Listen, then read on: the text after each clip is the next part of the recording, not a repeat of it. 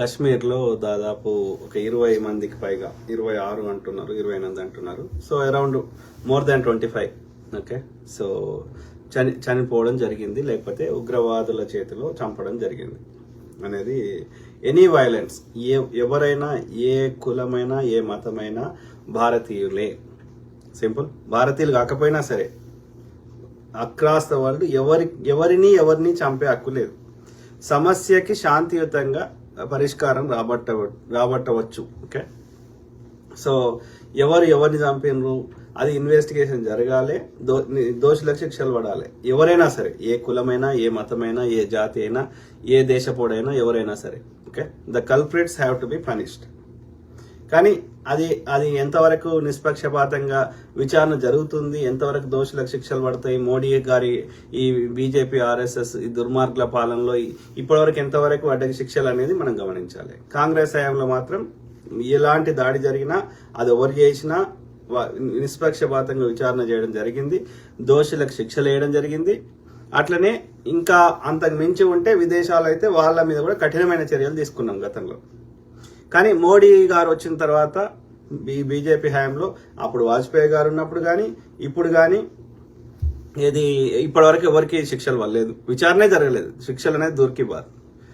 కేవలం మనని ఎంతసేపు ప్రతి అంశాన్ని హిందూ ముస్లిం లెక్క చిత్రీకరించే ప్రయత్నం చేస్తాడు, కానీ దేశ రక్షణని కూడా నువ్వు పనంగా పెడుతున్నావు, అది దౌర్భాగ్యం. ఓకే, సో కాబట్టి ఈ కేసులో హిందువులు చనిపోయారు, ఇంకో కేసులో ముస్లిం చనిపోయారు, ఇంకో కేసులో క్రిస్టియన్ చనిపోయారు. ఎవరు చనిపోయినా మానవులే కదా, వాళ్ళ పర్సనల్ బిలీఫ్ సిస్టమ్కి మనకు సంబంధం లేదు. Right, every life is a life. Right, ప్రతి ఒక్కరి యొక్క వాల్యూ, ప్రతి లైఫ్కి వాల్యూ ఉంది. కాబట్టి వాళ్ళ పర్సనల్ లైఫ్ నాకు అనవసరం, వాళ్ళు ఏ కులమా ఏ మతమా నాకు అనవసరం, వాళ్ళు మనిషా కాదా. సో ఆ క్రమంలో ఇక్కడ there is a 2 possibilities are there. ఒకటి ఏంటంటే జెన్యున్ గానే పాకిస్తాన్ చేయించి ఉండవచ్చు. ఎందుకంటే కాశ్మీర్ 4 దిక్కుల వాళ్ళ 4 భూభాగం 4 రకాల పాకిస్తాన్లో అంటే అప్పుడు ఉన్నటువంటి ఉమ్మడి భారతదేశంలో 4 దిక్కులో ఉన్న భూభాగాలు 4 కావాలన్నారు వాళ్ళు. ఓకే, ఈస్ట్ పాకిస్తాన్ అంటే ఇప్పుడున్న బంగ్లాదేశ్, వెస్ట్ పాకిస్తాన్ అంటే ఇప్పుడున్న పాకిస్తాన్. ఈ 2 కాకుండా నార్త్ పాకిస్తాన్, సౌత్ పాకిస్తాన్ అంటే హైదరాబాద్, ఇప్పుడు మన తెలంగాణ. ఓకే, తెలంగాణ ఒక్కటే కాదు, తెలంగాణతో పాటు కొంత కర్ణాటక భాగం, కొంత కర్ణాటకలో ఉన్న భాగం, కొంత ఈ మహారాష్ట్రలో ఉన్న భాగం, ఇదంతా కలిపి హైదరాబాద్ స్టేట్ నిజాం గారు పరిపాలించింది. ఇది మాకు కావాలన్నారు. At the same time north లో వచ్చేసి ఈ జమ్మూ కాశ్మీర్, ఇవి కావాలన్నారు. సో మనం ఏది ఇచ్చినాము, మనం ఇవ్వలేదు, బ్రిటిష్ వాడు ఇచ్చిండు. ఏమి ఇచ్చిండు, ఈస్ట్ పాకిస్తాన్ ఇచ్చిండు, అంటే బంగ్లాదేశ్ని ఇచ్చిండు, ఇప్పుడున్న పాకిస్తాన్ ఇచ్చిండు. ఇక నార్త్ ని సౌత్ ని మనం సౌత్ ని అయితే ఇవ్వలేదు, ఇది దేశం నడిబొడ్డున ఉందని. అది బార్డర్లు ఉంది కాబట్టి కాశ్మీరు కొంత ఆక్యుపై చేశారు. అది ఇండిపెండెంట్ ఒక రాజు కింద ఉండే, ఈ రాజా హరిసింగ్ కింద ఉండే, అప్పుడు కొంత కబ్జా పెట్టేశారు. ఇప్పుడు మనం పిఓకే అంటున్నాం, పాక్ ఆక్యుపైడ్ కాశ్మీర్ అంటున్నాం. వాళ్ళు ఏమంటున్నారు అంటే ఆజాదీ కాశ్మీర్ అంటున్నారు. ఓకే, ఏ పేరు పెట్టినా సరే వాళ్ళైతే కొంత భూభాగాన్ని ఆక్యుపై చేశారు. మిగిలిన భూభాగాన్ని కూడా గుంజుకునే ప్రయత్నం చేస్తే అక్కడ ఉన్నటువంటి రాజా హరిసింగ్ గారు మన భారత ప్రభుత్వానికి పండిత్ జవహర్ లాల్ గారి దగ్గరికి వచ్చి మొరబెట్టుకున్నాడు, నన్ను కాపాడు అంటే, మా భారతదేశంలో కలుపుతా అంటేనే కాపాడుతా అంటే కలుపుతా కానీ కొన్ని కీ మా దగ్గరనే ఉంటాయి అంటే అప్పుడు ఈ ఆర్టికల్ 370 పెడితే అప్పుడు కలిపిండు ఆయన. ఓకే, మొన్న మోడీ గారు ఆర్టికల్ 370 తీసేసారు, ఎందుకంటే ఎవరైనా అక్కడ భూమి కొనుక్కోవచ్చు అని. సో ఇది కాశ్మీర్ చరిత్ర. సో కాబట్టి డెఫినెట్లీ పాకిస్తాను ఈ బార్డర్ లో ఉంది కాబట్టి ఆ భూమి మనకు కావాలని వాళ్ళకి ఆశ ఉండొచ్చు. లేదు అంటే దాన్ని ఎట్లయితే బీజేపీలు హిందూ ముస్లిం అని ఎట్లయితే దాన్ని అంశాన్ని వాడుకుంటారో అట్లా వాళ్ళు కూడా కాశ్మీర్ వాడుకొని ఎన్నికలు గెలిచే ప్రయత్నం, వాళ్ళ ఫెయిల్యూర్స్ నుంచి, వాళ్ళ అడ్మినిస్ట్రేషన్ ఫెయిల్యూర్స్ నుంచి, అక్కడి ప్రజల్ని వీళ్ళ ఫెయిల్యూర్స్ నుంచి మన దృష్టి మరల్చడానికి హిందువులను కొట్టి ముస్లింలను కొట్టి ప్రచారం చేస్తుండే కదా, అట్లా వాళ్ళు కాశ్మీర్ సమస్యను వాడుకుంటుండొచ్చు. మేము కాశ్మీర్ని పట్టుకొని వస్తాము కాబట్టి మాకు ఓటేయండి అంటే ఈ మిగతా వాడు ధరలు పెంచినాయి, మిగతా వాడి ఫెయిల్యూర్స్ వాళ్ళ దోపిడీ చేసినాయి, అవన్నీ వాళ్ళు మర్చిపోతుండొచ్చు అక్కడ పాకిస్తానీ సోదరులు సోదరిమణులు. రైట్, సో కాబట్టి they might be using that for a political gain. కానీ నేనేమంటున్నా, ఇట్స్ నాట్ పాసిబుల్. పాకిస్తాన్ దగ్గర ఉన్న భూభాగాన్ని మనము గుంజుకునే శక్తి లేదు, గుంజుకోలేము. ఎందుకంటే ఇప్పుడు అన్ని ఎవరు ఏ దేశ భూభాగాన్ని ఏటు కొంచెం తీసుకునే ప్రయత్నం చేసినా అది చిన్న దేశమైనా పెద్ద దేశమైనా వరల్డ్ వార్ అయ్యే స్థాయికి ఇప్పుడు చేరినాయి. ఇప్పుడు రష్యా ఒక చిన్న భూమి గుంజుకుందామని ప్రయత్నం చేస్తే ఆ ఉక్రెయిన్లో ఏమవుతుంది? ఎందుకంటే ఈ ఉక్రెయిన్లో పోయి ఉక్రెయిన్ నేటోల కింద జాయిన్ అయ్యి ఆ రష్యా పక్కకు వచ్చి వీళ్ళ యొక్క అణుబాంబులు పెడతా అంటే ఊకోడు కదా రష్యా వాడు. సో అందుకని ఆ యొక్క ఇప్పుడు ఉక్రెయిన్ యుద్ధం అవుతుంది, రైట్? సిమిలర్లీ ఇప్పుడు పాలస్తీనా గాజా స్ట్రిప్ ని ఇజ్రాయెల్ తీసుకునే ప్రయత్నం చేస్తుంటే అక్కడ యుద్ధం అవుతుంది. అంటే ఏమంటున్నా, పాకిస్తాన్ ఒకప్పుడు తీసుకోగలుగుతుండే, చైనా వాడు మన దగ్గర తీసుకోగలుగుతుండే, కానీ ఇప్పుడు చైనా వాడు వేరే దేశము భూమిని ఆక్యుపై చేసేస్తే అంటే ఏ దేశం పెద్ద దేశమైనా బలమైన దేశమైనా చిన్న దేశమైనా ఇంకో దేశం యొక్క భూభాగాన్ని ఆక్రమించే ప్రయత్నం చేస్తే వరల్డ్ వార్లు అవుతున్నాయి. ఎందుకంటే ఆ చిన్న దేశమైన పెద్ద దేశమైనా దాని వెనకాల పెద్ద దేశాలు నడిపిస్తున్నాయి. ఎందుకంటే ప్రతి పెద్ద దేశము ఆ పెద్ద దేశం they want to become the super power అన్నప్పుడు ఏం చేస్తున్నారు? ఏ కారణాన్ని వాడుకొనైనా వాళ్ళు ద ఆపర్చునిటీని తన దిక్కు మలుపుకునే ప్రయత్నం చేస్తారు. ఇప్పుడు పాకిస్తాన్ ఉంది, పాకిస్తాన్ వెనకాల ఎవరున్నారు? చైనా ఉంది, రైట్? చైనాకి కావాల్సిన అన్ని సహాయ సహకారాలు వాళ్ళు అందిస్తున్నారు. ఎందుకంటే వాళ్ళకు ఈ భారతదేశంతో ఎప్పుడైనా థ్రెట్ ఉంది కాబట్టి చైనాని వాడుకుంటున్నాడు. ఇప్పుడు సేమ్ థింగ్, అమెరికా ఇంకో దేశం ఆక్యుపేయాలంటే దాని వెనకాల చైనా ఉంటుంది, చిన్న దేశం ఏం కావచ్చు. ఒకప్పుడు ఏ దేశమైనా లాక్కునే పరిస్థితి ఉండే, కానీ ఇప్పుడు లేదు. నేను చెప్పదలుచుకున్న సారాంశం. కాబట్టి నేను ఏమంటున్నా, భారతదేశంలో ఆ యొక్క మెజారిటీ కాశ్మీరు భారతదేశంలో ఉంది. సో అది భారతదేశంతో ఉంటుంది. ఇక కొంత భూభాగం కాశ్మీర్ తోటి ఉంది, పాకిస్తాన్ తోటి ఉంది, అది పాకిస్తాన్ తోటి ఉంటుంది.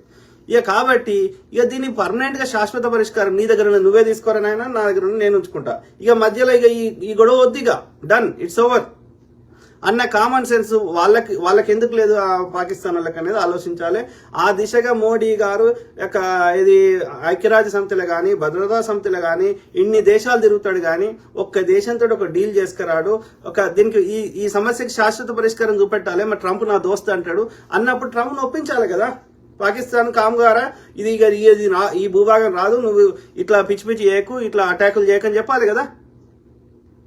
సేమ్ థింగ్ ఇప్పుడు బంగ్లాదేశ్ ని పాకిస్తాన్ రెండు ముక్కలు చేసి బంగ్లాదేశ్ ని ఆ పాకిస్తాన్లకి వెళ్ళి సపరేట్ చేసి దాన్ని సపరేట్ చేసినామని వాళ్ళు కోపం పెట్టుకున్నారు ఇందిరాగాంధీ గారి మీద కానీ భారతదేశం మీద కానీ. అందుకని ఏం చేస్తారు, పంజాబ్ ను కూడా మీ దేశం నుంచి సపరేట్ చేస్తామని అక్కడ ఈ ఖలిస్తానీ ఈ గొడవ చేస్తారు. ఎందుకంటే వాళ్ళకి బార్డర్ కాబట్టి, రైట్?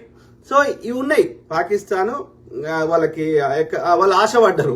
ముస్లిమ్స్ ఎక్కడెక్కడైతే ఉండారో అప్పుడు, ఓకే, ఏది విభజన కాకముందు, దేశం రెండు ముక్కలు కాకముందు ఎక్కడెక్కడ ముస్లిం జనాభా ఎక్కువ ఉండేనో ఆ భూభాగాలు మాకు ఇచ్చేయమన్నారు.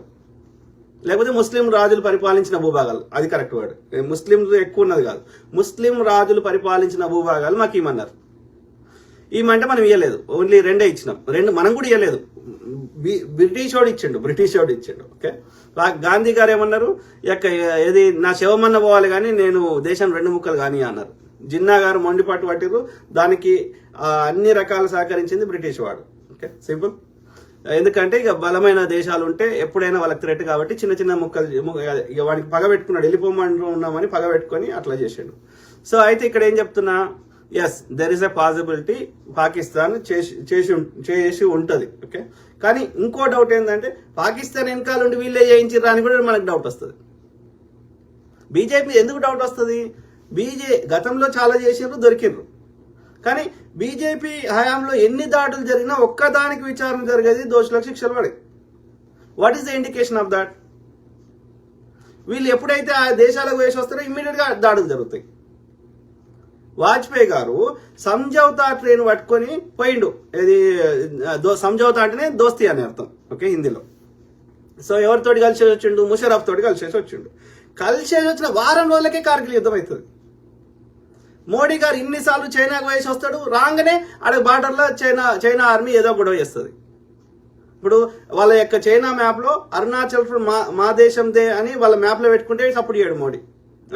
బార్డర్లో ఆ యొక్క బార్డర్ చుట్టూ మొత్తం వాళ్ళ ఆర్మీ పోస్టులు పెట్టి అక్కడ విలేజ్లు కడుతుంటే సపోర్ట్ చేయడు మోడీ. అర్థమైందా? ఇంకా విదేశాంగ శాఖ మంత్రి ఏమంటాడు, అంత పెద్ద దేశం అండి, అంత పెద్ద ఎకానమీ, మనం ఎట్లా కొట్లాడతామంటాడు. మరి కాంగ్రెస్ అట్లా అనలేదే, అంత పెద్ద బ్రిటిష్ వద్దని మేము ఎట్లా కొట్లాడతామని. అంటే దీస్ బ్రెయిన్లెస్ ఫెల్లోస్. అర్థమైందా? ఆ క్రమంలో పాకిస్తాన్ తోటి వీళ్ళే చేయించవచ్చు, ఎవడికి తెలుసు. అర్థమైందా? అప్పుడు ఏమన్నాడు, సర్జికల్ స్ట్రైక్స్ చేసినామన్నాడు, ఏది బాలాకోట్ అది. ఓకే, సర్జికల్ స్ట్రైక్స్ చేస్తే పాకిస్తాన్ ఆర్మీ రిలీజ్ చేసింది వీడియోలు, ఏది వీళ్ళు మధ్యలో పోయినరు, ఆ యొక్క అడవిలో వేసి వచ్చిర్రు, ఆ లోపల వాళ్ళ ఆర్మీ పాకిస్తాన్ ఆర్మీ అలర్ట్ అయింది కాగానే ఇక మళ్ళీ బ్యాక్ వచ్చేసారు. ఓకే, అర్థమైందా? ఆ లోపల ఏమైంది, ఒకటి పడిపోయాడు, ఆయన పేరుని మర్చిపోయింది. ఓకే, ఒక మన ఆర్మీకి చెందిన, మళ్ళీ ట్రంప్ తోటి ఫోన్ చేయిస్తే అప్పుడు విడుదల చేశారు. ఓకే, సో ఆ క్రమంలో వాళ్ళు రిలీజ్ చేశారు ఫోటోలు, అడవిలో వేసేసి వచ్చారు. వీళ్ళు ఏమంటారు, యొక్క మేఘాలు ఫోటోలు రిలీజ్ చేయమని మనం అడిగినాం, వీడియోలో ఫోటోలు అంటే మేఘాలు అడ్డం వచ్చినాయి అని చెప్తున్నాడు. ఫోటో తీయడానికి మేఘాలు అడ్డం వస్తే మరి బాంబులు వేయడానికి మేఘాలు అడ్డం రాలేదా? అంటే దాన్ని కూడా కరెక్ట్ ఎన్నికల ముందు చేసారు, పొలిటికల్ గెయిన్ కోసం వాడుకున్నారు. అంటే ఏమంటున్నా, పాకిస్తాన్ తోటి ఈ బీజేపీ ఆర్ఎస్ఎస్ చేయించినా మనం ఆశ్చర్యపోవద్దు అని చెప్తున్నా, చైనా తోటి చేయించినా ఆశ్చర్యపోవద్దు అని చెప్తున్నా. అది కాకుండా విత్ ఇన్ ద భారతదేశంలో ఎన్ని దాడులేనాయో అన్ని కాంగ్రెస్ హయాంలో ఉన్నప్పుడైనా, లేకపోతే ఇప్పుడు బీజేపీ వచ్చినాకైనా, ఏది అందులో ఒకటి రెండు పాకిస్తాన్తో జెన్యున్ గా అయినాయి, ఆ స్వతంత్రం వచ్చే కొత్తలు అయినాయేమో కానీ మిగిలిన అన్ని దాదాపు ఇంక్లూడింగ్ పాకిస్తాన్ చైనా తోటి కూడా ఈ బీజేపీ ఆర్ఎస్ఎస్ తోటే చేయించి ఉంటాడు. అర్థమైందా? ఎందుకంటే వానికి హిందువులను కొట్టాలే, దీన్ని ఆసరాగా చేసుకొని 10% ముస్లింలు కొట్టారని ప్రచారం చేసి దీన్ని పొలిటికల్ గెయిన్ కు వాడుకోవాలి. కాదు అయితే చెప్పండి, ఇప్పుడు కాంగ్రెస్ హయాంలో పార్లమెంట్ మీద దాడి జరిగింది, అది కూడా వాజ్పేయి ఈ బీజేపీ పాలనలోనే జరిగింది. కానీ విచారణ కాంగ్రెస్ ప్రభుత్వం మారినాక కాంగ్రెస్ వచ్చినాక కాంగ్రెస్ నిష్పక్షపాతంగా విచారణ చేసి అఫ్జల్ గురి అనే ఆయనకి ఉరిదీసింది. రైట్? అట్లనే ముంబై దాడులు జరిగింది, ముంబై దాడులు జరిగితే అది అప్పుడే అందరినీ చంపేశారు, ఒక్కడు మిగిలిండు కసబ్ అంటాడు, వానికి కూడా ఉరి శిక్ష వేసింది. రైట్? ఆ యొక్క దిల్సుఖ్నగర్ దాడులు బాంబు దాడులు పెట్టిన వానికి భక్తులు అంటోని నేపాల్ వారిపోతుంటే వానికి శిక్షలు వేసింది. కానీ అదే బీజేపీ ఆయనలో వాళ్ళు కాందహార్లో ఒక ఫ్లైట్ హైజాక్ చేశారు మనది. ఎందుకంటే 3 తీవ్రవాదులను అరెస్ట్ చేసి లోపల పెడితే కాంగ్రెస్ ప్రభుత్వం వాళ్ళని ఇడిపిమని ఈ వాజ్పేయి గారి టైంలో వాళ్ళు ఫ్లైట్ ని హైజాక్ చేశారు ఇక్కడ కాందహార్ లో, ఆఫ్ఘనిస్తాన్ లో. చేస్తే ఏం చేసిండు ఈ వాజ్పేయి గారు, 3 తీసుకొని అప్పచెప్పొచ్చాడు. ఆ 3 పోయి మళ్ళీ కొత్త వాళ్ళకి ట్రైనింగ్ ఇచ్చి ఈ పిఓకేలా మళ్ళా దిల్సుఖ్నగర్ దాడులు ఇవన్నీ చేయించారు. అంటే ఇక్కడ చూడండి, వాడు కాంగ్రెస్ అంటాడు, కాంగ్రెస్ ఏమో ఇట్లా చేస్తుంది, దేశానికి కావాల్సిన నిర్మిస్తుంది, ఆ నిర్మించే వాటిలో హిందువులే పనిచేసే వాళ్ళు ఉన్నారు, హిందువులే వాటి లబ్ధి చేకూరుతున్నారు, నవోదయ విద్యాలయాలు, ఐఐటీలు, ఇంకా ఇంకోటి ఈ యొక్క సెక్యూరిటీ సంబంధించి ఎన్ఐఏ ఎవరు పెట్టారు, కాంగ్రెస్ పెట్టింది. రీసెర్చ్ అండ్ అనాలిసిస్ వింగ్ ఎవరు పెట్టారు, కాంగ్రెస్ పెట్టింది. మొట్టమొదటి ఫస్ట్ న్యూక్లియర్ వెపన్ తయారు చేసింది ఎవరు, కాంగ్రెస్ చేసింది. బాబా అటామిక్ రీసెర్చ్ సెంటర్ పెట్టింది ఎవరు, కాంగ్రెస్ పెట్టింది. అంటే దేశాన్ని రక్షించే అన్ని వ్యవస్థలను ఎవరు ఏర్పాటు చేశారు, జలంతర్గాములను అన్నింటినీ కాంగ్రెస్ ఏర్పాటు చేసింది. అయినా వాడు కాంగ్రెస్ అంటాడు. కానీ అప్పుడు కాంగ్రెస్ ప్రభుత్వాన్ని కూల్చడానికి, హిందూ ముస్లిం సెంటిమెంట్ రేపడానికి ఇప్పుడు కూడా చేస్తుంది ఎవరు, వీళ్ళే, ఈ బీజేపీ ఆర్ఎస్లే. అవునా కదా? కాబట్టి ఇందులో నేనేమంటున్నా, నిష్పక్షపాతంగా విచారణ జరిపి దోషుల శిక్షలే. మేము నమ్ముతాం దీన్ని సెంటిమెంట్ గా వాడుకుంటా, నీ ఫెయిల్యూర్స్ నుంచి ప్రజల దృష్టి మరల్చి దీన్ని ఓటు బ్యాంక్ మలుచుకుంటా అంటే కలవదు అట్లా. ఇప్పుడు ఈ వక్ఫ్ తెచ్చినావు కదా, దీనికి నిరసన వస్తుందని చెప్పి నువ్వు ప్రజల దృష్టి మరల్చడానికి నువ్వే చేయిస్తున్నావా, తెలియదు. ఓకే, అందుకే అంటున్నా, విచారణ జరిగి దోషులకు శిక్షలు ఇవ్వడన్నంత వరకు ఓకే తప్పకుండా నువ్వు చేస్తలేవంటే నువ్వే చేయిస్తున్నట్లు లెక్క. దేశంలోకి 200 కేజీల ఆర్డీఎక్స్ ఎందుకు వచ్చింది, ముందు రోజు ఆర్మీ పోస్ట్ అక్కడ ఎందుకు లేకుండా పోయింది, ఆ చెక్ పోస్టు, ఇప్పటి వరకు ఎవరు సమాధానం చెప్పరు.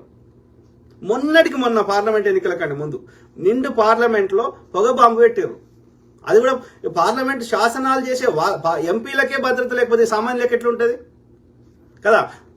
మరి ఆ పార్లమెంట్ లోకి ఆ పొగ బాంబు పెట్టింది ఎవరు, ఇప్పటి వరకు విచారణ జరిగిందా? అది బిపిన్ రావత్ గారు, ఆయన వైఫ్ తోటి అక్కడ ఎన్నికల ముందే జరుగుతుంది.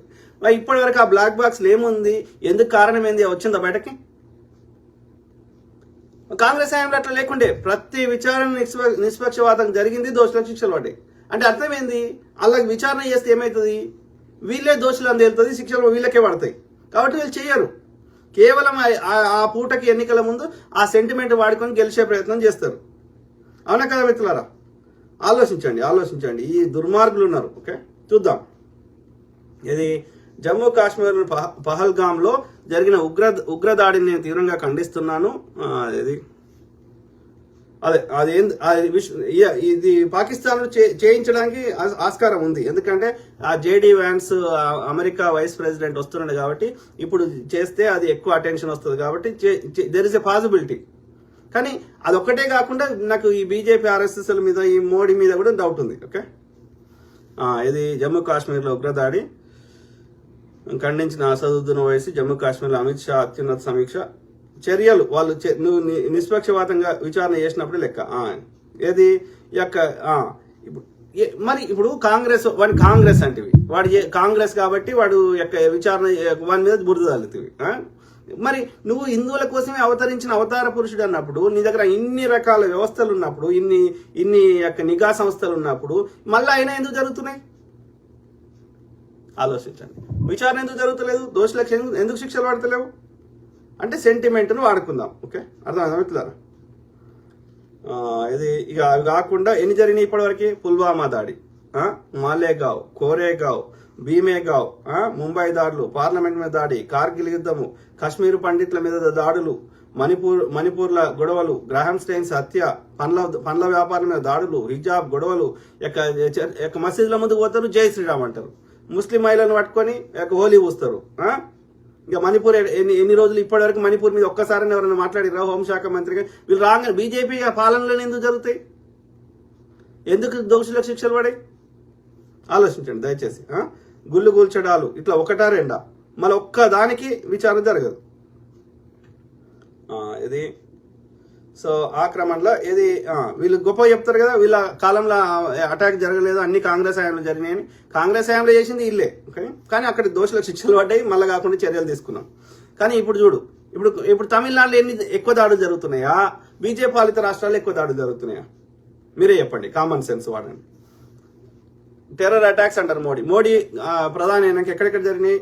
ఇగో 2014లో అస్సాంలో జరిగింది, బెంగళూరులో జరిగింది బెంగళూరు బాంబు, తర్వాత జమ్మూ కాశ్మీర్లో జరిగింది, అక్కడ 6. ఎప్పుడు అస్సాంలోనేమో 85 మంది చచ్చిపోయారు, బెంగళూరులో 1 చచ్చిపోయారు, జమ్మూ కాశ్మీర్లో 6 చచ్చిపోయారు. 2015లో మణిపూర్లో 176 మంది చచ్చిపోయారు. తర్వాత 2015లో గుర్దాస్పూర్ అటాక్ ఇన్ దీనాపూర్, ఇది గుర్దాస్పూర్ పంజాబ్లో 10 మంది చచ్చిపోయారు. 2016లో పఠాన్కోట్ అటాక్, ఏది పఠాన్కోట్, తర్వాత 7 చచ్చిపోయారు. తర్వాత పాంపోర్ అటాక్, పాంపోర్ అక్కడ ఏది 2016లో 8 మంది చచ్చిపోయారు. తర్వాత కోక్రాఝర్ షూటింగ్, ఏది అస్సాంలో 14 మంది చచ్చిపోయారు 2016లో. తర్వాత 2016లో యూరి అటాక్, ఇది జమ్మూ కాశ్మీర్లో 23 మంది చచ్చిపోయారు. తర్వాత బారాముల్లా 2016లో ఏది 5 చచ్చిపోయారు జమ్మూ కాశ్మీర్. తర్వాత 2016లో హంద్వారా అటాక్, ఎక్కడ అది రాష్ట్రీయ రైఫిల్స్ క్యాంప్ జమ్మూ కాశ్మీర్. తర్వాత ఎంతమంది కౌంట్ లేదు ఇక్కడ. సో తర్వాత 2016లో నగ్రోటా ఆర్మీ బేస్ జమ్మూ కాశ్మీర్ 10 మంది చచ్చిపోయారు. తర్వాత 2017లో Bhopal Ujjain passenger train bombing, ట్రైన్ల బాంబు పెట్టారు, ఓకే, మధ్యప్రదేశ్లో. తర్వాత 2017లో సుక్మా అటాక్, సుక్మా డిస్ట్రిక్ట్ ఛత్తీస్గఢ్ 26 మంది చచ్చిపోయారు. తర్వాత అమర్నాథ్ యాత్ర అటాక్, ఇది అనంతనాగ్ జమ్మూ కాశ్మీర్ 8 మంది చచ్చిపోయారు, ఇది 2018లో. తర్వాత 2018లో సుక్మా అది చెప్పిన. తర్వాత పుల్వామా అటాక్ 2019లో 46 మంది చచ్చిపోయారు జమ్మూ కాశ్మీర్, ఓకే. తర్వాత ఇది 2019లో జమ్మూ బస్ స్టాండ్ దగ్గర జమ్మూ సిటీ కాశ్మీర్ 3 చచ్చిపోయారు. 2019లో దంతేవాడ ఛత్తీస్గఢ్ 5 చచ్చిపోయారు. తర్వాత ఏది జమ్మూ కాశ్మీర్లో కిస్టావర్లో జమ్మూ కాశ్మీర్లో 2019లో 2 చచ్చిపోయారు. తర్వాత గడ్చిరోలి నక్సల్ బాంబింగ్ మహారాష్ట్ర, ఇది దక్కన్ ప్లాటో 16 మంది చచ్చిపోయారు. తర్వాత కాశ్మీర్ అటాక్, ఇది అవంతిపుర 2019లో 6 చచ్చిపోయారు. సుక్మా మావోయిస్ట్ అటాక్ ఛత్తీస్గఢ్ 17 మంది చచ్చిపోయారు, ఇది 2020లో. 21లో సుక్మా బీజాపూర్ అటాక్, సుక్మా డిస్ట్రిక్ట్ ఛత్తీస్గఢ్లో 22 + 9 అంటే 31 మంది చచ్చిపోయారు. 2023లో ఇలాతూర్ ట్రైన్ ఆర్సన్ బాంబు, ఇక్కడ కోజికోడ్ కేరళలో 3 చచ్చిపోయారు. తర్వాత పూంచ్ రాజౌరి జమ్మూ కాశ్మీర్ 5 చచ్చిపోయారు 2023లో. దంతేవాడ బాంబు, ఇది 11 మంది చచ్చిపోయారు ఎప్పుడు 2023లో. జైపూర్ ఎక్స్ప్రెస్ 2023లో మహారాష్ట్రలో, ఇది పాల్ఘర్ 3 చచ్చిపోయారు. తర్వాత ఎర్నాకులం యెహోవా విట్నెస్ కన్వెన్షన్ సెంటర్ బాంబ్లాస్ కొచ్చి కేరళ 3 చచ్చిపోయారు 2023లో. ఇవి కాకుండా మళ్ళా ప్రధానమంత్రి అయినాక ఇంకా 10 కంటే ఎక్కువ యాక్సిడెంట్లు అయినాయి. ఇవి కాకుండా ట్రైన్లు ఇవన్నీ కూలిపోయినాయి. ఇవన్నీ ఏమంటారు? వీటిని ఎవరు చేయిస్తున్నారు? ఎందుకు విచారణ జరగదు? ఎందుకు దోషులకు శిక్షలు పడే? ఎవడు చేసినా సరే అయ్యా, ఏ మతం వాడు చేసినా సరే. ఇవి కాకుండా ఇక బిల్కిడ్స్ బానోద్ ఏంది, గోద్రా సంఘటన ఏంది, ఇవన్నీ మనకు తెలిసినాయి కదా, రైట్? ఇంకా నేను డీప్గా అవన్నీ చూపెట్టుకుంటూ చెప్తాను. ఇక పొగ బాంబు,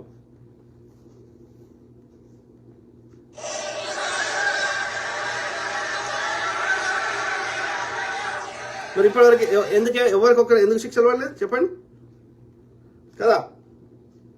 అంటే ఇది వాళ్ళ ఫెయిల్యూర్స్ నుంచి ప్రజల దృష్టి మరల్చడానికి ఇక వీళ్ళే చేయిస్తారు, మళ్ళీ వాళ్ళ యొక్క వేరే వాళ్ళని చూపెడతారు. ఇక చూడండి, హోంశాఖ మంత్రి చెప్తున్నాడు.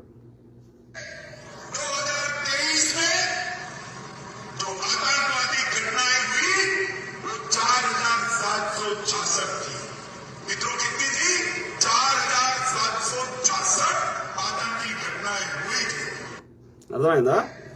4766 అదే ఉగ్రవాద సంఘటనలు 2023లో జరిగినాయని హోంశాఖ మంత్రి చెప్తున్నాడు. మరి ఏం బిక్తున్నారు వీళ్ళు? గడ్డి బిక్తురా? ఆలోచించారు. ఓకే, ఈమెనేమో ఆ యొక్క ఐపీఎస్ అధికారి సంజీవ్ భట్ కూతురు. Tying Narendra Modi directly to the orchestration of the 2002 riots, the assassination of Harin Pandya, who was then the Home Minister of the state of Gujarat, as well as numerous extrajudicial killings that happened in Gujarat in the name of protecting Narendra Modi at that point in time. అర్థమైందా? ఆమె ఏం చెప్తుందంటే, గోద్రా సంఘటన చేయించారని వాళ్ళ డాడీని తప్పుడు కేసులో పెట్టి 20 ఏళ్ళు 30 ఏళ్ళ నుంచి జైల్లో పెట్టారు. ఓకే, అది కాకుండా ఆ గోద్రా సంఘటన సంబంధించి ఎవరు సాక్షులున్నా అందరిని చంపేశారు. అక్కడ హోంశాఖ మంత్రి ఉండే హిరైన్ పాండ్యా, ఆయన కూడా చంపేశారు. అంటే ఎవరు చేయించారు? That you regret the killings that happened? Why can't you say that maybe the government should have done more to protect them? What I have to say, I have said at that time, and you can find out my statements. Just say it again.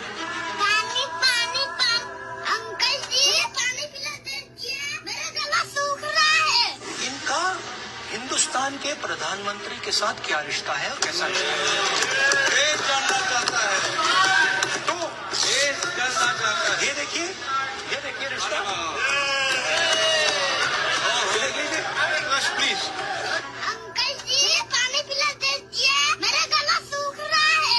What steps are you and your government willing to take to improve the rights of Muslims and other minorities in your country and to uphold free speech?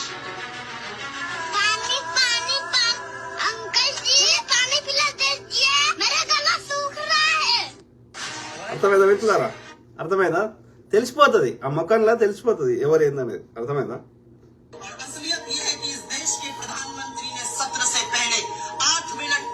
So ఇది మణిపూర్లో విజయపూర్ రాగానే ఎందుకు వస్తాయి? ఎందుకు అటాక్లు అయితే?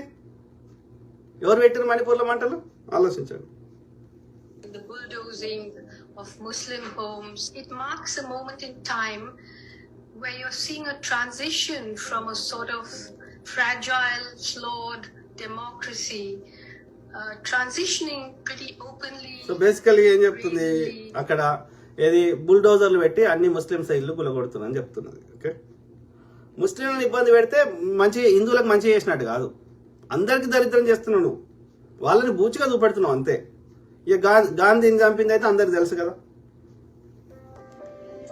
అది ఢిల్లీ 1948 జనవరి 30 శుక్రవారం రోజులాగానే ఆ రోజు సో అది ఎవరు చంపినరు? వీళ్ళే. అది మనకు తెలిసినదే కదా. ఇక రైతులు యొక్క ఏమంటారు నిరసన జరపనీయలేదు. రైతులకు ఎన్ని సువ్వలు పెట్టాడో చూడరు. भारत लोकतंत्र की जननी है, मदर ऑफ डेमोक्रेसी है। हम अपने लोकतांत्रिक आदर्शों को सर्वोपरि मानते हैं, अपने संविधान को सर्वोपरि मानते हैं। इसलिए यह वही दिन है, भारत के इतिहास का काला दौर था। लाखों लोगों ने पूरी ताकत से विरोध किया था। लोकतंत्र के समर्थकों पर उस दौरान సో బేసికల్ గా కనీసం నిరసన జరపనీయలేదు రైతులని. ఓకే, వాళ్ళ యొక్క ఇది మద్దతు ధర పెంచమని అడిగితే. Let me tell you the facts. CRPF people asked for aircraft to ferry their people because इतना बड़ा कॉन्वॉय कभी रोड से नहीं जाता। आपसे पूछा था? नहीं, आपसे ये मेरे से नहीं, जो जिससे कंसर्न थे होम मिनिस्ट्री से पूछा, राजनाथ जी के यहाँ। They refuse to give. अगर मेरे से पूछते तो मैं एयरक्राफ्ट देता उनको, कैसे भी देता। 5 एयरक्राफ्ट की जरूरत थी सिर्फ, उनको एयरक्राफ्ट नहीं दिया गया। ये अब इम्पोर्टेंट चीज कह रहे हैं, होम मिनिस्ट्री से इजाजत मांगी एयरक्राफ्ट के लिए and home ministry refuse to give. Yes, and I told it to the prime minister same evening कि ये हमारी गलती से हुआ है, अगर हम एयरक्राफ्ट दे देते तो ये नहीं होता। तो उन्होंने मुझे कहा कि तुम अभी चुप रहो। मतलब प्राइम मिनिस्टर ने कहा कि हमारी गलती के बारे में, मैंने उनको कहा कि ये हमारी गलती है, और उन्होंने कहा और इसके बारे में चुप रहो। मैं ये बोल भी चुका था 1-2 चैनल को या इसको, तो उन्होंने कहा ये सब मत बोलो, ये कोई और चीज है, वो हमें बोलने दो। ठीक है। This is again very important. जब आपने प्रधानमंत्री साहब को उसी रात कहा था कि हमारी गलती के कारण हुआ है, कि इन्होंने एयरक्राफ्ट मांगे थे, आपकी होम मिनिस्ट्री ने इजाजत नहीं दी, और प्राइम मिनिस्टर का इसके बारे में चुप रहो। In other words, don't let people know we made a mistake. Doval ने भी मुझे कहा कि ये मत बोलिए, आप चुप रहिए। किसने कहा आपको? डोभाल ने, अजय डोभाल। उन्होंने भी कहा? वो मेरे क्लास फेलो रहे हैं, तो वो मेरे से कुछ भी बात कर सकते थे, और उनका सतपाल भाई ये मत कहो। So what you're saying, मुझे is लग both गया the था, Prime मैं Minister, आपसे शेयर कर सकता हूँ, मुझे लग गया था कि अब ये सारा ओनर्स पाकिस्तान की तरफ जाना है, तो चुप रहिए। मतलब ये एक तरह की सरकार की चालू पॉलिसी थी कि blame Pakistan Exactly. and we will get credit and it will help our election. Exactly. అర్థమైందా? ఇట్లా ఆయన సత్యపాల్ మాలిక్ అని బీజేపీ వాళ్ళు నియమించిన వాడే. ఓకే, కాకపోతే ఇంతో అంత ఆయన మీద ఆయన లోపల దేశభక్తి ఉంది కాబట్టి ఆయన బయటకు వచ్చి చెప్పిండు. ఓకే, ఎవరు అట్లా చెప్తే వాళ్ళని ఇబ్బంది పెట్టుడు, లేపేసుడే వీళ్ళది. ఓకే, ఏమంటున్నాడు, నేను ఇలా థ్రెట్ ఉన్నది కాబట్టి ఆర్మీ హెలికాప్టర్స్ ని మనం ఇద్దాము అని అంటే నువ్వు నోరు మూసుకొని చెప్పిండంట. అది ఆ విధంగా పుల్వామా దాడి జరిగింది. అంటే అర్థమైంది, ఇప్పటి వరకు విచారణ జరగలేదు, దోషులకు శిక్షలు పడలేదు. అంటే అర్థమైంది, ఎన్నికల ముందే అయింది, బాలాకోట్ ఎన్నికల ముందే అయింది, బిపిన్ రావత్ ఎన్నికల ముందే అయింది, పుల్వామా దాడి ఎన్నికల ముందే అయింది. అంటే అర్థమైంది, అంటే దాన్ని సెంటిమెంట్ గా వాడుకోవాలి. వీళ్ళ ఫెయిల్యూర్స్ నుంచి, వీళ్ళ దోపిడి నుంచి ప్రజల దృష్టి మరల్చి హిందూ ముస్లిం సెంటిమెంట్ కొట్టి హిందువులను చంపి అయితే పాకిస్తాన్ కొట్టిండు, లేకపోతే కాంగ్రెస్ ఓడి చేయించిండు. అర్థమైందా? లేకపోతే ఖాన్లు చేసిర్రు. ఇది ఈ సెంటిమెంట్ వాడుకొని వీళ్ళ ఫెయిల్యూర్స్ నుంచి మరల్చి మళ్ళీ గెలవాలి, మళ్ళీ గెలిచి మళ్ళీ దోసుకోవాలి, మళ్ళీ ఎన్నికల ముందు మళ్ళీ సేమ్ చేయాలి. దారుణం. ఓకే, చూడండి, ఇక్కడ రైతులు ఉద్యమం చేస్తుంటే వాళ్ళ మీద యొక్క బాష్ప గోళాలతోటి వాళ్ళని దాడి చేసిండు. అలా ఒక అతనికి బాగా తీవ్ర గాయమైంది, రక్తం కారుతుంది. ఓకే,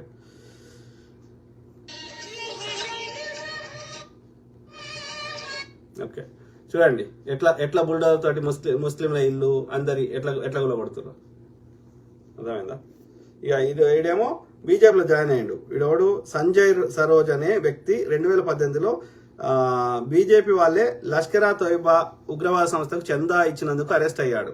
ఇదే వ్యక్తి 2024లో బీజేపీలో చేరి ఎన్నికలలో ఎంపీ టికెట్ ఎలా పొందుతాడు? సంజయ్ సరోజ్ వీని పేరు. ఓకే, 2018లో లష్కరే తోయిబా అనే ఉగ్రవాద సంస్థకు చందా ఇచ్చిండని అరెస్ట్ అయ్యిండు. వానికి ఎంపీ టికెట్ ఇచ్చిండ్రు వీళ్ళు.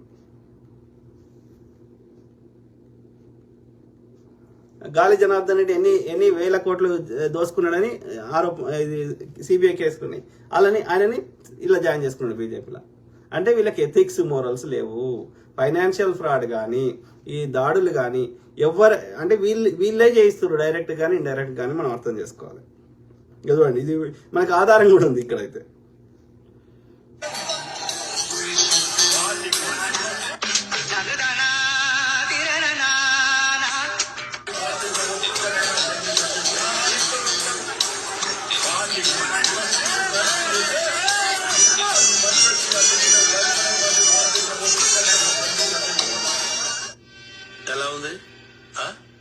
ఎలా ఉంది? సో బేసికల్ గా ఇది రాళ్ళు వేయించాడు. మసీద్ ముందరికి వెళ్ళి పోతుంటే వాళ్ళు రాముని యాత్ర పోతుంటే రాళ్ళు వేయించి ముస్లింలు చేశారని ప్రచారం చేయాలి. అంటే దీన్ని బట్టి అర్థం చేసుకోండి హౌ దేర్ థాట్ ప్రాసెస్. అర్థమైందా?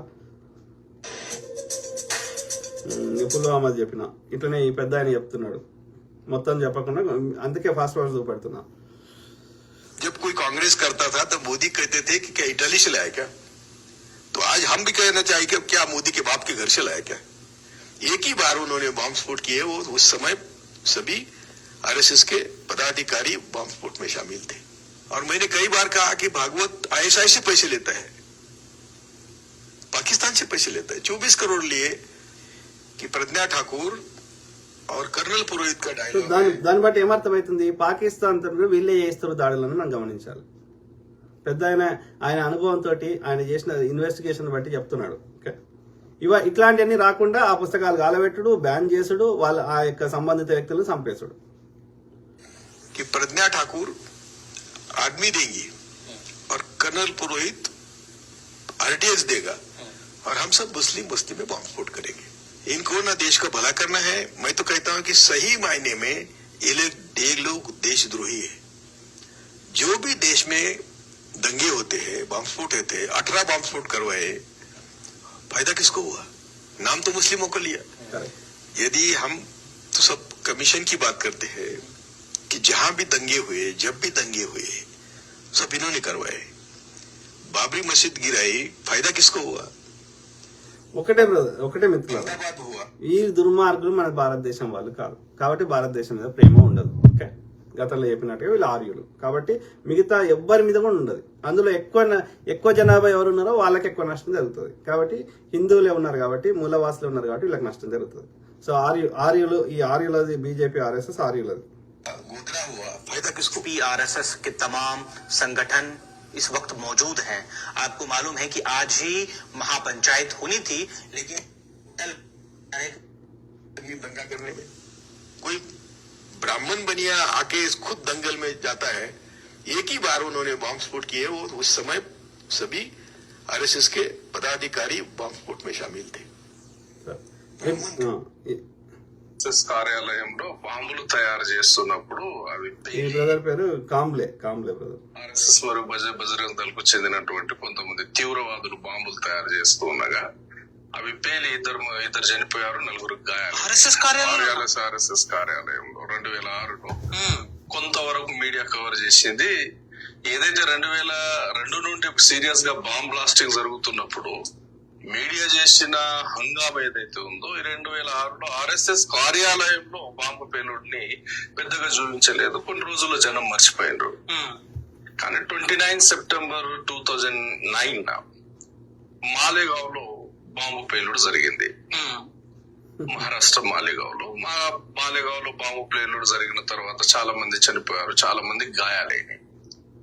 అక్కడ కూడా సేమ్ ఇంటెలిజెన్స్ బ్యూరో ఐబీ ఏం చెప్పిందంటే ముస్లిం ఆర్గనైజేషన్స్ 3 ఆర్గనైజేషన్స్ పేరు చెప్పింది, కొంతమంది యువకులను అరెస్ట్ చేసింది. ఇంతవరకు జరుగుతూ వస్తుంది. జస్ట్ 29 సెప్టెంబర్ 2009 దానికంటే ఒక 2-3 నెలల ముందే ఏటీఎస్ బాధితులు హేమంత్ కర్కరే అని ఒక ఆఫీసర్ తీసుకున్నారు. హేమంత్ కర్కరే ఎప్పుడైతే ఈ మాలేగావ్ పేలుళ్ల మీద తన శైలిలో, హేమంత్ కర్కరే అనుకుంటా కదా అందులో చనిపోయింది, ముంబై దాడులలో అనుకుంటా, తన శైలిలో ఆయన అక్కడ ఇన్వెస్టిగేషన్ ఆఫీసర్ గా అక్కడ వెళ్ళడం జరిగింది. వెళ్ళిన తర్వాత అక్కడ బాంబు పేలుడు ప్లేస్ నుండి ఒక బైక్ ను రికవర్ చేశారు. ఆ బైక్ లోనే ఆర్డిఎస్ ను పెట్టి పేల్చారు. అసలు ఆ బైక్ ఎవరి పేరిట రిజిస్టర్ అయిందో ఉందని దానికి మొత్తం ఇన్వెస్టిగేషన్ చేయంగా అది ప్రజ్ఞా సింగ్ ఠాకూర్ పేరిట రిజిస్టర్ అయింది. ప్రజ్ఞా సింగ్ ఠాకూర్ అంటే బీజేపీ ఆర్ఎస్ఎం, ఇప్పుడు ఎంపీ ఉన్నది మధ్యప్రదేశ్ నుంచి. ఓకే, సో ఈ ఇన్సిడెంట్ జరిగింది మాలేగావ్ లో. ఆ ఇన్వెస్టిగేషన్ ఆఫీసర్ ఎవరు? హేమంత్ కర్కరే. ఏబీపీలో పనిచేసింది, హిందూ వాహినిలో పనిచేసింది. అయితే ప్రజ్ఞా సింగ్ ఠాకూర్ పేరిట రిజిస్టర్ అయింది బైక్ కాబట్టి ప్రజ్ఞా సింగ్ ఠాకూర్ ను తీసుకొచ్చి విచారణ చేసిండు. విచారణ చేసిన తర్వాత ప్రజ్ఞా సింగ్ ఠాకూర్ 2 పేర్లు చెప్పింది. ఆ 2 పేర్లు శ్యామ్లాల్ షాహు మరియు శివనారాయణ కాలసంగారా. ప్రజ్ఞా సింగ్ ఠాకూర్ 2 పేర్లు చెప్పింది. నాతో పాటు వీళ్ళు కూడా బాంబు పేలుళ్ళు ఉన్నారని, అది నేనే పేల్చిందని ఒప్పుకోవడంతో పాటు 2 పేర్లు చెప్పింది. ఈ 2ని తీసుకొచ్చిన తర్వాత 3 ఇన్వెస్టిగేషన్ చేస్తే మొత్తం 14 మంది బయటపడ్డారు. 14 మందిలో 11 మందిని అరెస్ట్ చేసిండ్రు. అరెస్ట్ చేసిన తర్వాత ఏం జరిగిందంటే ఈ ముగ్గురిని ఇది చేసిన తర్వాత ఎవరెవరు బయటపడ్డారంటే కర్నల్ ప్రసాద్ పురోహిత్, ఈయన major army retired military officer. Purohit అంటే బ్రాహ్మణ్, ఓకే, ఆర్య బ్రాహ్మణ్. ఈ బాంబు పైలట్ లో భాగం ఉంది, అతను కూడా పాల్గొన్నాడు. అతన్ని అరెస్ట్ ప్రజ్ఞా సింగ్ ఠాకూర్ అంటే ఆమె కూడా బ్రాహ్మణ్. రమేష్ ఉపాధ్యాయ, ఆ తర్వాత జమ్మూకు చెందినటువంటి శారదాపీఠం ఉపాధ్యాయ బ్రాహ్మణ్, ఆర్య బ్రాహ్మణ్. సన్యాసి దయానంద్ పాండే, సమీర్ లాస్ట్ నేమ్ బట్టి అన్ని చెప్పొచ్చు. ద్వివేది, చతుర్వేది, శర్మ, శాస్త్రి, పాండే, ఇవన్నీ ఆర్య బ్రాహ్మణ్స్. వీళ్ళ పేర్లు బయటకు వచ్చినాయి. ఎందుకు మీరు అన్ని బాబాలు సన్యాసులు వీళ్ళకే అవసరం ఉంటుంది. నేను అదే చెప్తాను, అది వాస్తవం చెప్తాను. ఈ బుక్ మొన్నటి వరకు అమెజాన్ లో అత్యంత సంచలనం సృష్టించిన బుక్. ఏం పేరు, బుక్ పేరు ఏంది, క్లియర్ కనిపిస్తలేదు. ఆర్ఎస్ఎస్ బీజేపీ గవర్నమెంట్ దీన్ని బ్యాన్ చేసింది. దీనికి రాసింది ఒక IGP, inspector general of police, ఒక IPS officer SM Mushrif, Hemant Karkare తో పనిచేసినటువంటి అధికారులు. ఈయన ముంబై కమిషనర్ గా కూడా పనిచేశారు, పోలీస్ కమిషనర్ గా. అధికారు రాసింది పూర్తి ఆధారాలతో ఇన్వెస్టిగేషన్ రిపోర్టు, వాళ్ళ దగ్గర సేకరించినటువంటి ఆడియో వీడియో ఎవిడెన్స్ తో సహా ఈ బుక్ లో చర్చించడం జరిగింది. కాబట్టి ఈ బుక్ ను రాంగ్ అని ఎవడు అనలేడు. ఎందుకు, దీనికి ఎవిడెన్స్ ఉంది కాబట్టి రాంగ్ అని ఎవరు అనలేడు. అయితే ఈ బుక్ ను ఆ తర్వాత బ్యాన్ చేసిండు. దేశవ్యాప్తంగా సంచలనం సృష్టించి దాని ఓపెన్ టైటిల్ పెట్టిండు, ఆర్ఎస్ఎస్ దేశ్ కా సబ్సే బడా ఆతంకవాది సంఘటన అని. అంటే ఆర్ఎస్ అనేది దేశంలోని అత్యంత ఉగ్రవాద సంస్థ అని చెప్తుంది దాని అర్థం. ఫస్ట్ ప్రింట్ దీన్ని 2017లో వచ్చింది, 2017లో ఫస్ట్ ప్రింట్ వచ్చింది. ప్రపంచ వ్యాప్తంగా ఈ బుక్ చాలా మారుమోగింది. తెలుసు కదా, సుందర్ బ్రదర్ అయితే అందరు తెలుసు, టీ10 సుందర్. ఈ బ్రదర్ కూడా తెలుసు కదా, కాంప్లే బ్రదర్. కొన్ని సంస్థలు దొరకకపోయినా ఇక నాలాంటి వాళ్ళకు డైరెక్ట్ ఆఫీసర్ కాంటాక్ట్ ఉండడం చేత నేను కూడా ఈ బుక్ సేకరించిన, దాన్ని సీరియస్ గా స్టడీ చేసిన. ఈ పేర్లు బయటపడ్డ తర్వాత వీళ్ళందరినీ ఇన్వెస్టిగేషన్ చేసినప్పుడు ఎవరి దగ్గర నుండి అంటే దయానంద్ పాండే దగ్గర నుండి 2 ల్యాప్టాప్లు జప్తు చేసిండ్రు. దానితో పాటు కర్నల్ ప్రసాద్ పురోహిత్, ఎవరైతే ఆర్మీ రిటైర్ మేజర్ అంటున్నామో, కర్నల్ ప్రసాద్ పురోహిత్ దగ్గర 1 ల్యాప్టాప్, దయానంద్ పాండే దగ్గర 2 ల్యాప్టాప్లు తీసుకొచ్చిన తర్వాత దాన్ని హేమంత్ కర్కరే చూసిన తర్వాత అసలు హేమంత్ కర్కరే షాక్ లోనేండు. ఎందుకు, అప్పటికే ఈ దేశంలో ఆర్ఎస్ఎస్ దేశభక్తి ముసుగులో ఈ దేశంలో ఏదో సేవా కార్యక్రమాలు చేస్తున్నట్టు, వీళ్ళకి ఏదో పెద్ద దేశభక్తి ఉన్నట్టు, ఈ దేశ సంస్కృతిని వీళ్ళే కాపాడుతున్నట్టు ప్రచారం చేస్తుంది, పెద్ద మొత్తంలో పనిచేస్తుంది. హేమంత్ కర్కరే జప్తు చేసినటువంటి 3 ల్యాప్టాప్లలో అది ఓపెన్ చేసిన తర్వాత హేమంత్ కర్కరే షాక్ లోనేడు. అసలు ఆయనకు అర్థం కాలేదు.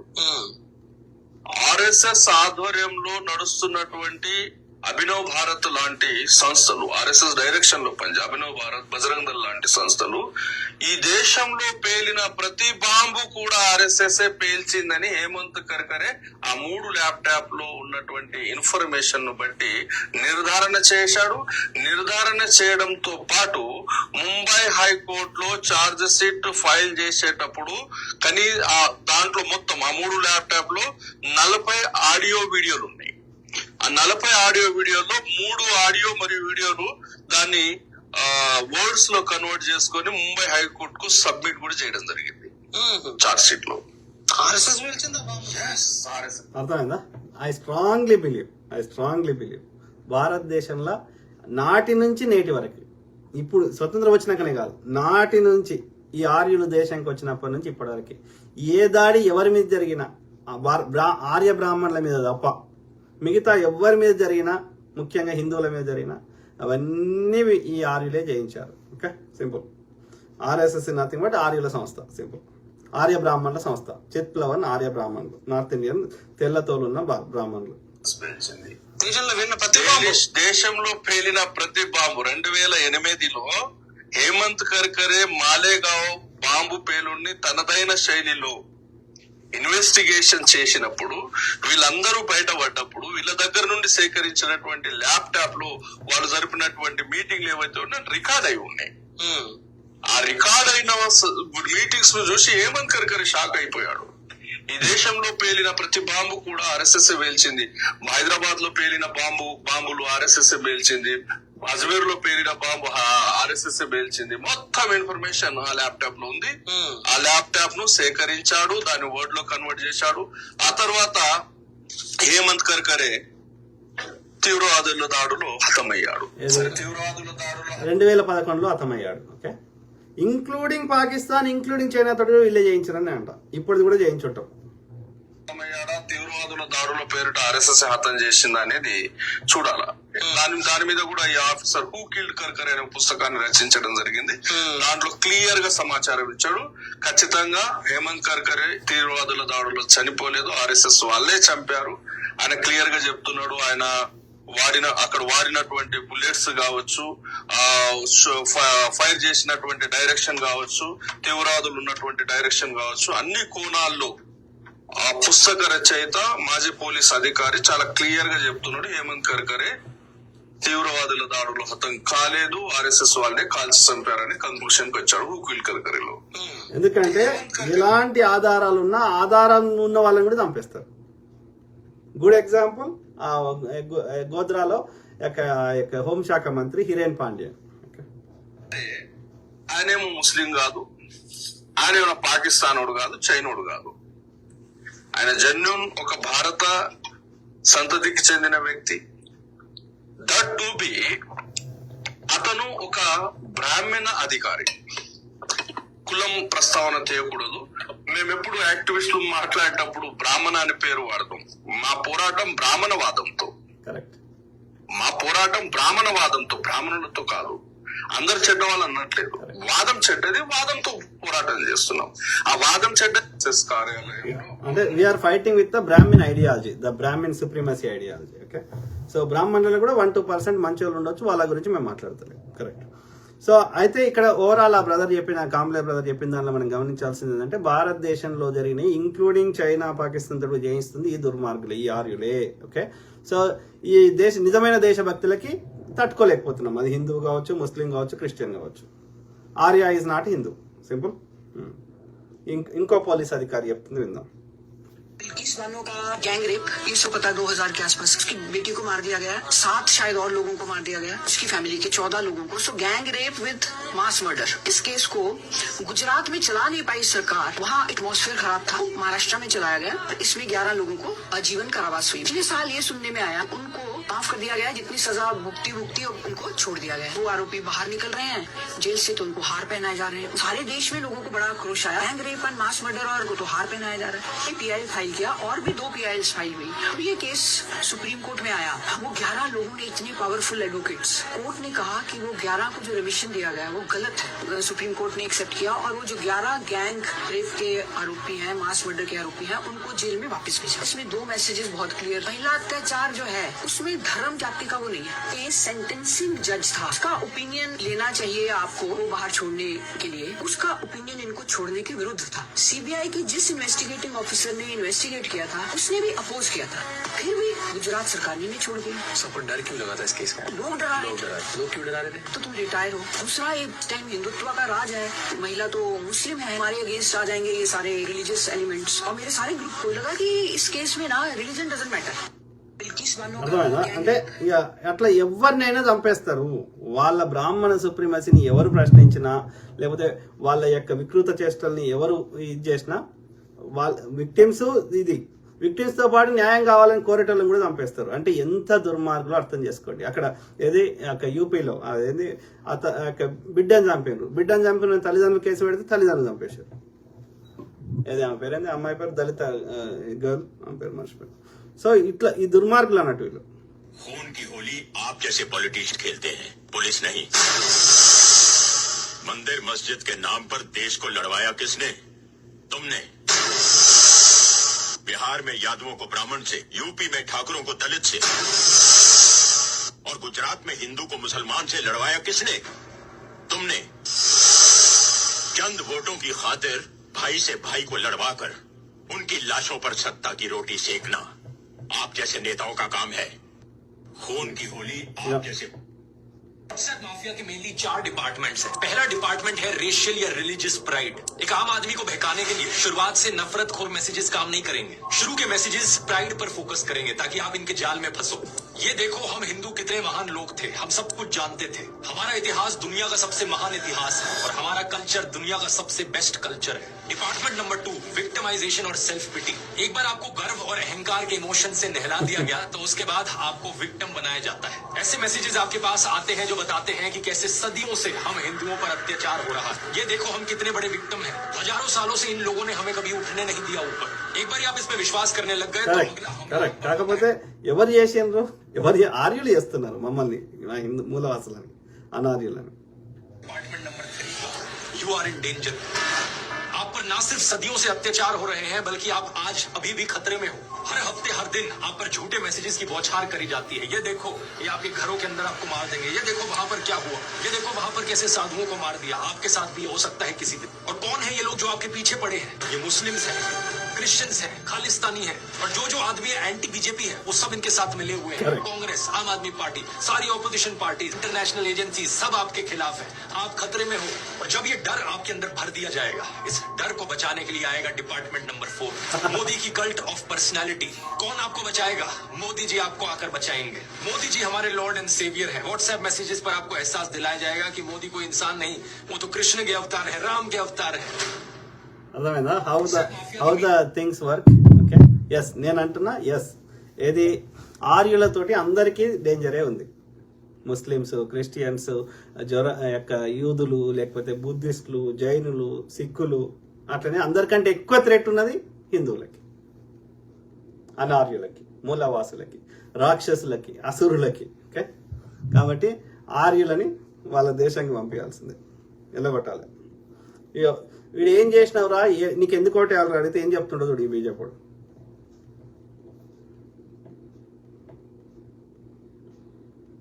गंदगी को मुद्दा ना बनाकर, बेरोजगारी को मुद्दा ना बनाकर, इलाके में पानी की भारी कमी है इसको मुद्दा ना बनाकर, सिर्फ मंदिर पर राजनीति करके आप ध्रुवीकरण करना चाहते हैं। सांसद ने कहा कि भारत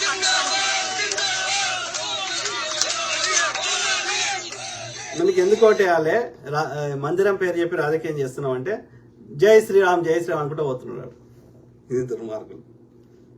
సో ఇది జమ్మూ కాశ్మీర్ ఏమని స్టేట్మెంట్ ఇచ్చాడు మోడీ, జమ్మూ కాశ్మీర్లోని పహల్గామ్లో జరిగిన ఉగ్రదాడిని నేను తీవ్రంగా ఖండిస్తున్నాను. తమ ప్రియతములను కోల్పోయిన వారికి నా సంతాపం వ్యక్తం చేస్తున్నాను. క్షతగాత్రులు వీలైనంత త్వరగా కోరుకోవాలని ప్రార్థిస్తున్నాను. ఈ ఘటన వెనుక ఉన్న వారిని కఠినంగా శిక్షిస్తాము, వారిని వదిలిపెట్టాను నరేంద్ర మోడీ ప్రధానమంత్రి. ఫస్ట్ ఆఫ్ ఆల్ నువ్వు సౌదీ అరేబియాలో ఎందుకు పోతున్నావు, ఇన్ని దేశాలు ఎందుకు తిరుగుతున్నావు, ఏ దేశంతో ఏం డీల్ చేసుకొచ్చినావు? ఫస్ట్ థింగ్ డబ్బులను వేస్ట్ చేస్తున్నావు, టైం వేస్ట్ చేస్తున్నావు. మళ్ళీ మా మోడీ 18 గంటలు పనిచేయడం, 24 గంటలు పనిచేస్తున్నా అంటున్నారు, రైట్? సో ఎప్పుడు చూసినా విదేశాలు ఉంటాడు. తర్వాత మరి ఇప్పుడు ఈ స్టేట్మెంట్ ఇచ్చిండు కదా, ఎన్ని రోజులలో మనకి ఈ దీనికి సంబంధించి దోషులకు శిక్షలు వేస్తాడు, ఆధారాలు పబ్లిక్ లో పెడతాడు, ఇన్వెస్టిగేషన్ ఎన్ని రోజులు అవుతుంది? ఇది ఆనే కాదు, అది ఎన్నటికి కాదు. ఆలోచించండి మిత్రులారా. ఇది చూడండి ఎట్లా చేస్తారు ఆర్ఎస్ఎల్. दोस्तों एक वीडियो बहुत ज्यादा वायरल हो रहा है, इसको देखिए। दोगले हिंदुओं बच गए तुम लोग इस बार, हाथ में सरकार आते आते राम भक्त हिंदुओं ने बचा लिया, नहीं तो राहुल हमें आरक्षण देता, अयोध्या में मंदिर की जगह दोबारा से मस्जिद बनती हमारी, मगर 5 साल और सही, बनेगी अल्लाह की रहमत। आपको पता है इसका नाम क्या है? అర్థమైందా?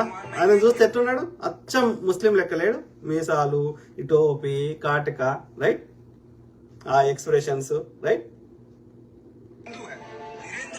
जो इस तरीके की वीडियो फैला रहा है जिससे कि समाज के अंदर नफरत बढ़े, जो इन अंधभक्तों का अक्सर काम हुआ ही करता है। इसके चैनल पर व्यूज नहीं आते तो ये इसने सोचा हिंदू मुस्लिम कर लेते हैं। अभी से कुछ दिन पहले अब की बार 400 पार की वीडियो बना रहा था, जो कि इनकी 300 पार भी नहीं कर पाए। सरकार 400 पार, इससे पहले कि ये वीडियो और अंधभक्तों तक पहुंच जाए, वो अपने अंधभक्त सर्कल व्हाट्सएप यूनिवर्सिटी में इसको शेयर करें। आप इसको पहले ही अंधभक्तों तक पहुंचा दीजिए, जिससे कि नफरत फैलने से पहले ही उनका झूठ जो है वो एक्सपोज हो जाए। दोस्तों एक वीडियो बहुत అర్థమైందా? వాడు హిందువే, వాడి పేరు హరి రాఘవ్ అని ఉన్నాడు. ఓకే, వాడు అట్లా ముస్లింల కేశం వేసుకొని రెచ్చగొడుతున్నాడు. ఎవరైనా చూస్తే ఏమనుకుంటారు, నిజంగా ముస్లింలు చేస్తారని. ఇలా యొక్క ఇది ఇక మనకి మోడీ ఉంటేనే రక్షణ ఉంటుందని చెప్పి హిందువులందరూ వీళ్ళకేయాలి. వీడు ఎన్ని దోసుకునే అన్ని మర్చిపోవాలి, ఎన్ని ప్రభుత్వ రంగ సంస్థలు అమ్మిని మర్చిపోవాలి. కాంగ్రెస్ వాడు 9 రూపాయలు పెట్రోల్ మీద ట్యాక్స్ తీసుకుంటే వీడు 33 రూపాయలు చేసిండు. కాంగ్రెస్ వాడు 3 రూపాయలు 50 పైసలు డీజిల్ మీద ట్యాక్స్ తీసుకుంటే వీడు 33 రూపాయలు చేసిండు, 10 రెట్లు పెంచాడు. అప్పుడు ఇంటర్నేషనల్ బ్యారెల్ రేట్ $100 ఉన్నా మనకి 70 రూపాయలకు పెట్రోల్ వచ్చింది. ఇప్పుడు $70 ఇంటర్నేషనల్ బ్యారెల్ రేట్ ఉన్నా మనకి 100 దాటుతున్నది. అర్థమైందా?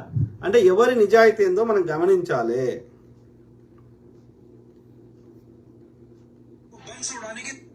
राम मंदिर को और मुख्यमंत्री योगी आदित्यनाथ को बम से उड़ाने की धमकी दी गई थी 2 आदमियों द्वारा, जिनका नाम था आलम अंसारी खान और जुबेर खान। जब यूपी एसटीएफ ने जांच करी तब जाकर के पता चला कि ये दोनों आदमी मुसलमान नहीं बल्कि हिंदू हैं, जिनके असली नाम है तहर सिंह और ओम प्रकाश मिश्रा। और इन सब के पीछे का जो मास्टरमाइंड है वो मेंबर है गौ सेवा परिषद का, जिसका नाम है देवेंद्र तिवारी। ऐसे लोग जो है लगातार मुस्लिमों को बदनाम करने की कोशिश कर रहे हैं।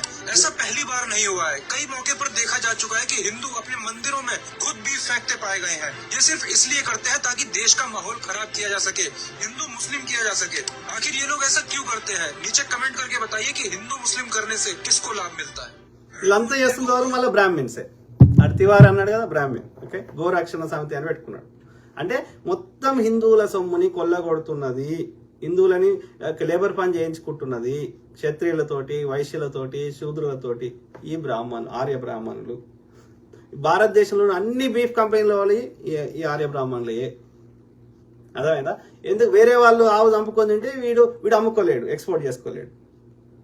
ఇస్కాన్లో మొత్తం ఉండే ఆ యొక్క ఆవులన్నింటినీ ఎక్స్పోర్ట్ చేస్తుంది వీళ్ళే. అంటే దేశంలో ఉన్న ఎలాంటి సంపద అయినా ఏ సోర్స్ నుంచి వచ్చినా, అది మాంసం అమ్మితే వచ్చినా, లేకపోతే ప్రభుత్వ రంగ సంస్థలు అమ్మితే వచ్చినా, భూమిలో ఖనిజాలు అమ్మితే వచ్చినా, లేకపోతే ట్యాక్సులు అయినా సరే, everything they want to loot these Arya Brahmins. So biggest నష్టం జరుగుతుంది హిందువులకే, మూలవాసులకే. ఈ హిందువులు గ్రహిస్తలేదు, ఆర్యులు వేర్రా హిందువులు వేర్రా అని నెత్తి నొరగొట్టుకుంటున్నాను. వీళ్ళకేమో అర్థమవుతలేదు నా కొడుకులకి. बाबरी मस्जिद की जगह बनी, अरे मुसलमानों ध्यान देना, बाबरी मस्जिद की जगह बनी हुई मंदिर को बम से उड़ाने की धमकी देने वाले यही दोनों लड़के हैं। मोदी योगी को ईमेल करने वाले यही दोनों हैं, जो भारत में नफरत फैलाने की कोशिश करे। इतनी गंदी साजिश किए हम मुसलमानों को बदनाम करने के लिए मुसलमान के नाम से फेक ईमेल आईडी बनाकर मोदी योगी को धमकी दिए। लेकिन जब यूपी एसटीएफ ने जांच करी तो ये दोनों मुसलमान नहीं बल्कि हिंदू निकले, जिसका नाम आलम खान नहीं तहर सिंह है, जुबेर खान नहीं ओम प्रकाश मिश्रा है, और इनके पीछे का मास्टरमाइंड गौ रक्षक देवेंद्र तिवारी है, जो अपने भारत के लोगों में नफरत फैलाने की कोशिश करता है। मैं तमाम मुसलमानों से गुजारिश करता हूं कि इस वीडियो को ज्यादा से ज्यादा शेयर करें ताकि भारतीय सरकार इन लोगों को कड़ी से कड़ी सजा। సో ఇవన్నీ ఎగ్జాంపుల్స్ ఏం చెప్తున్నాయి? అసలు భారతదేశంలో దాడులు చేస్తున్నది ఈ ఆర్ఎస్ఎస్ వాళ్ళే, బీజేపీ ఆర్ఎస్ఎస్ వాళ్ళే. సింపుల్. వీని పేరేంది? వలలో చిక్కి పాక్కు భారత రహస్యాలు వ్యక్తి అరెస్టు. ఓకే, ఏం పేరు? భారత రక్షణ రహస్యాల్ని పాక్ నిఘా సంస్థ ఐఎస్ఐకి చేరవేస్తున్న రవీంద్ర అనే వ్యక్తిని యాంటీ టెర్రరిజం స్క్వాడ్ అరెస్ట్ చేసింది. యూపీలోని ఫిరోజాబాద్ లో ఆర్డినెన్స్ అంటే ఆయుధాలు తయారు చేసే కంపెనీలో పరిశ్రమలో పనిచేస్తున్నాడు. నేహా శర్మ పేరుతో ఐఎస్ఐ విసిరిన వలలో చిక్కుని కీలక సమాచారాన్ని వారికి చేరవేశాడని అధికారులు తెలిపారు. దానికి సంబంధించిన ఆధారాలని అతడి ఫోన్ నుంచి రికవరీ చేశామని, అతడి సహాయకుని అరెస్ట్ చేయాలని ఐఎస్ఐఏ ఫండింగ్ ఇస్తుంది. ఓకే, ఐఎస్ఐ వీళ్ళు ఒక టీం వర్క్ చేస్తున్నారు. అర్థమైందా? ఇది ఇంకా ఉన్నాయి చూడు. ఒక్క నిమిషం,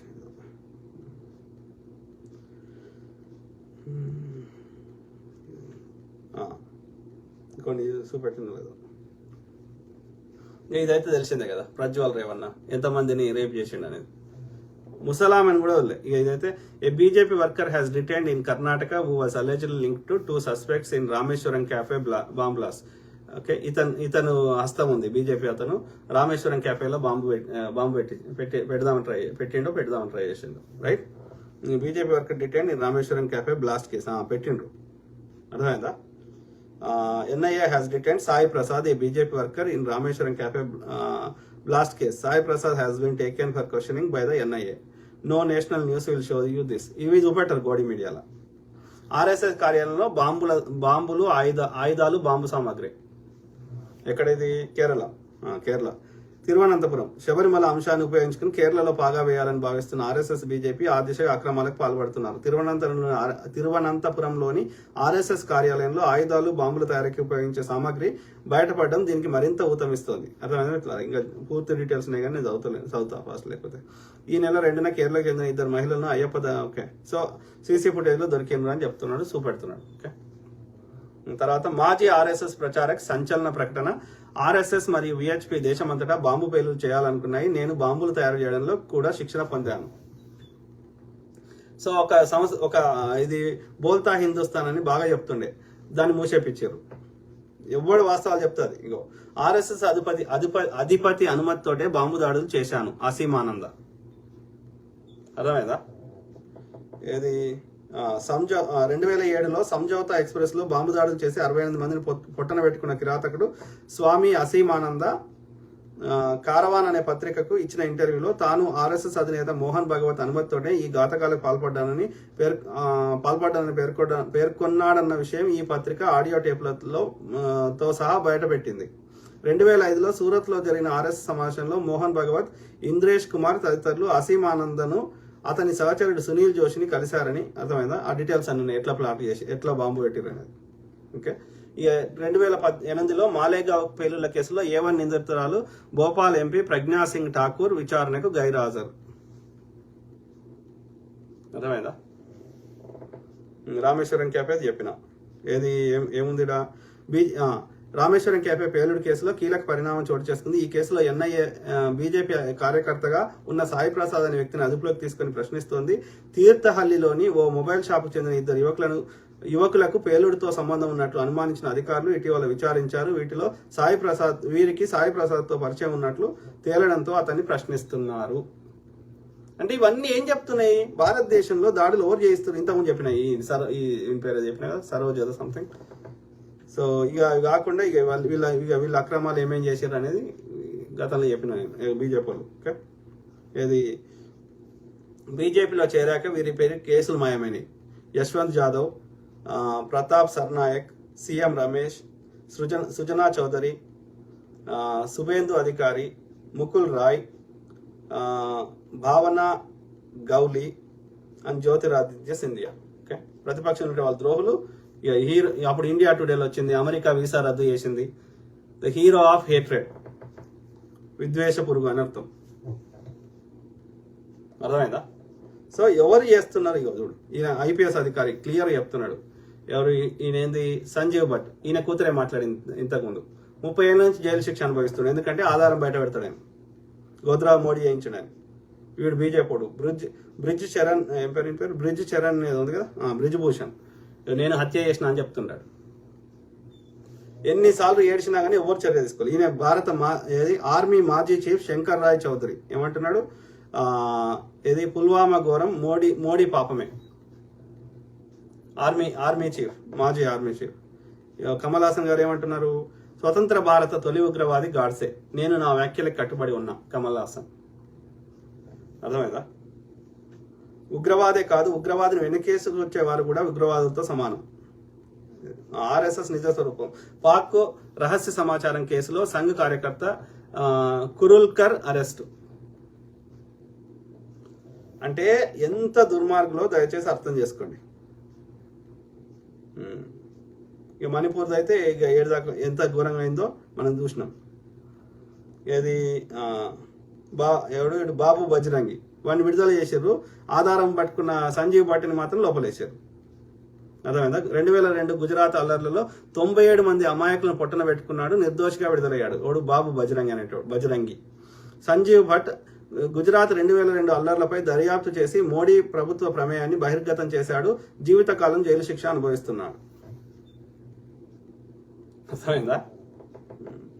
ఇంత ఘోరమా? ఇంత ముందు పెట్టిన ఆయన ఏది సత్యపాల్ మాలిక్ పుల్వామా దాడి.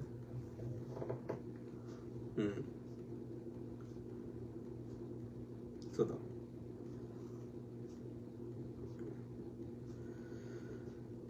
ఇది పుల్వామా. వీళ్ళందరూ ఎవరు చచ్చిపోయిన వాళ్ళు? హిందువులు కాదా? సిక్కులు ఉన్నారు కానీ మోస్ట్లీ హిందువులు ఎక్కువ ఉన్నారు. ఇది వీళ్ళ కల్చర్. గన్ను పట్టుకొని పోతుండు, ఉన్న కాల్చిండు, అప్పుడు పారిపోయిండు చంపేసి అమిత్ షా. అంటే ఎవరి శైలి అయిపోయి రాజ్యం ఉందో అర్థం చేసుకోండి. తర్వాత ఇక చూడు వీడు ఏమంటాడు, మన యొక్క విదేశాంగ శాఖ మంత్రి, చైనాతో గెలవలేం, వాళ్ళది పెద్ద ఎకానమీ, మనమేం యుద్ధం చేయలేం, వారితో యుద్ధం చేస్తే భారత్ గెలుస్తుందా? ఇట్లాంటి వాళ్ళ శైలి మన దేశం ఉంది. కాబట్టి ఇప్పుడు కూడా ఆ దాడి వాళ్ళంతా వాళ్ళు చేసినరా లేకపోతే వీళ్ళే చేయించినరా తెలియదు. నిష్పక్షపాతం విచారణ జరగాలి. ఏ హిందూ ప్రాణాలు పోవద్దు. కానీ మరి నాకు అర్థం కాదు మిత్రులారా, దయచేసి హిందువుల మీద దాడులు జరుగుతున్నాయి, ఈ మూలవాసన మీద జరుగుతున్నాయి, అనారీల మీద జరుగుతున్నాయి, కానీ బ్రాహ్మణుల మీద ఎందుకు జరుగుతలేవు మీరు చెప్పండి. ఇప్పుడు నాకు మధ్యప్రదేశ్లో ఒక ఉచ్చవోషుడు, ఒక గిరిజన మీద ఉచ్చవోషుడు బ్రాహ్మణ్, ఈ ఆర్య బ్రాహ్మణ్. ఓకే, మరి ఇంకో వాడు ఎందుకురా అంటే వాడు తాగిపోసిండు అంటున్నారు. మరి తాగైనా సరే ఇంకో బ్రాహ్మణ్ మీద పోయొచ్చు కదా. ఏ బ్రాహ్మణ స్త్రీ అన్న దేవదాసి అయిందా చెప్పండి. అంటే ఏం చెప్తున్నా, these Brahmins are different, Hindus are different. హిందువులకి చచ్చిపోయినా ఈ ఆర్యులకు బాధ కాదు. ఈ ఎడి గోదలు అర్థం చేసుకుంటలేరు. వాళ్ళు వేర్రా మనం వేర్రా అని చెప్తున్నా. వాళ్ళు మనం ఒకటైతే మనం కూడా పూజారులం అవుతాం, మనం కూడా జడ్జిలం అవుతాం, మనం కూడా ఇంకోటి అవుతాం. Common sense.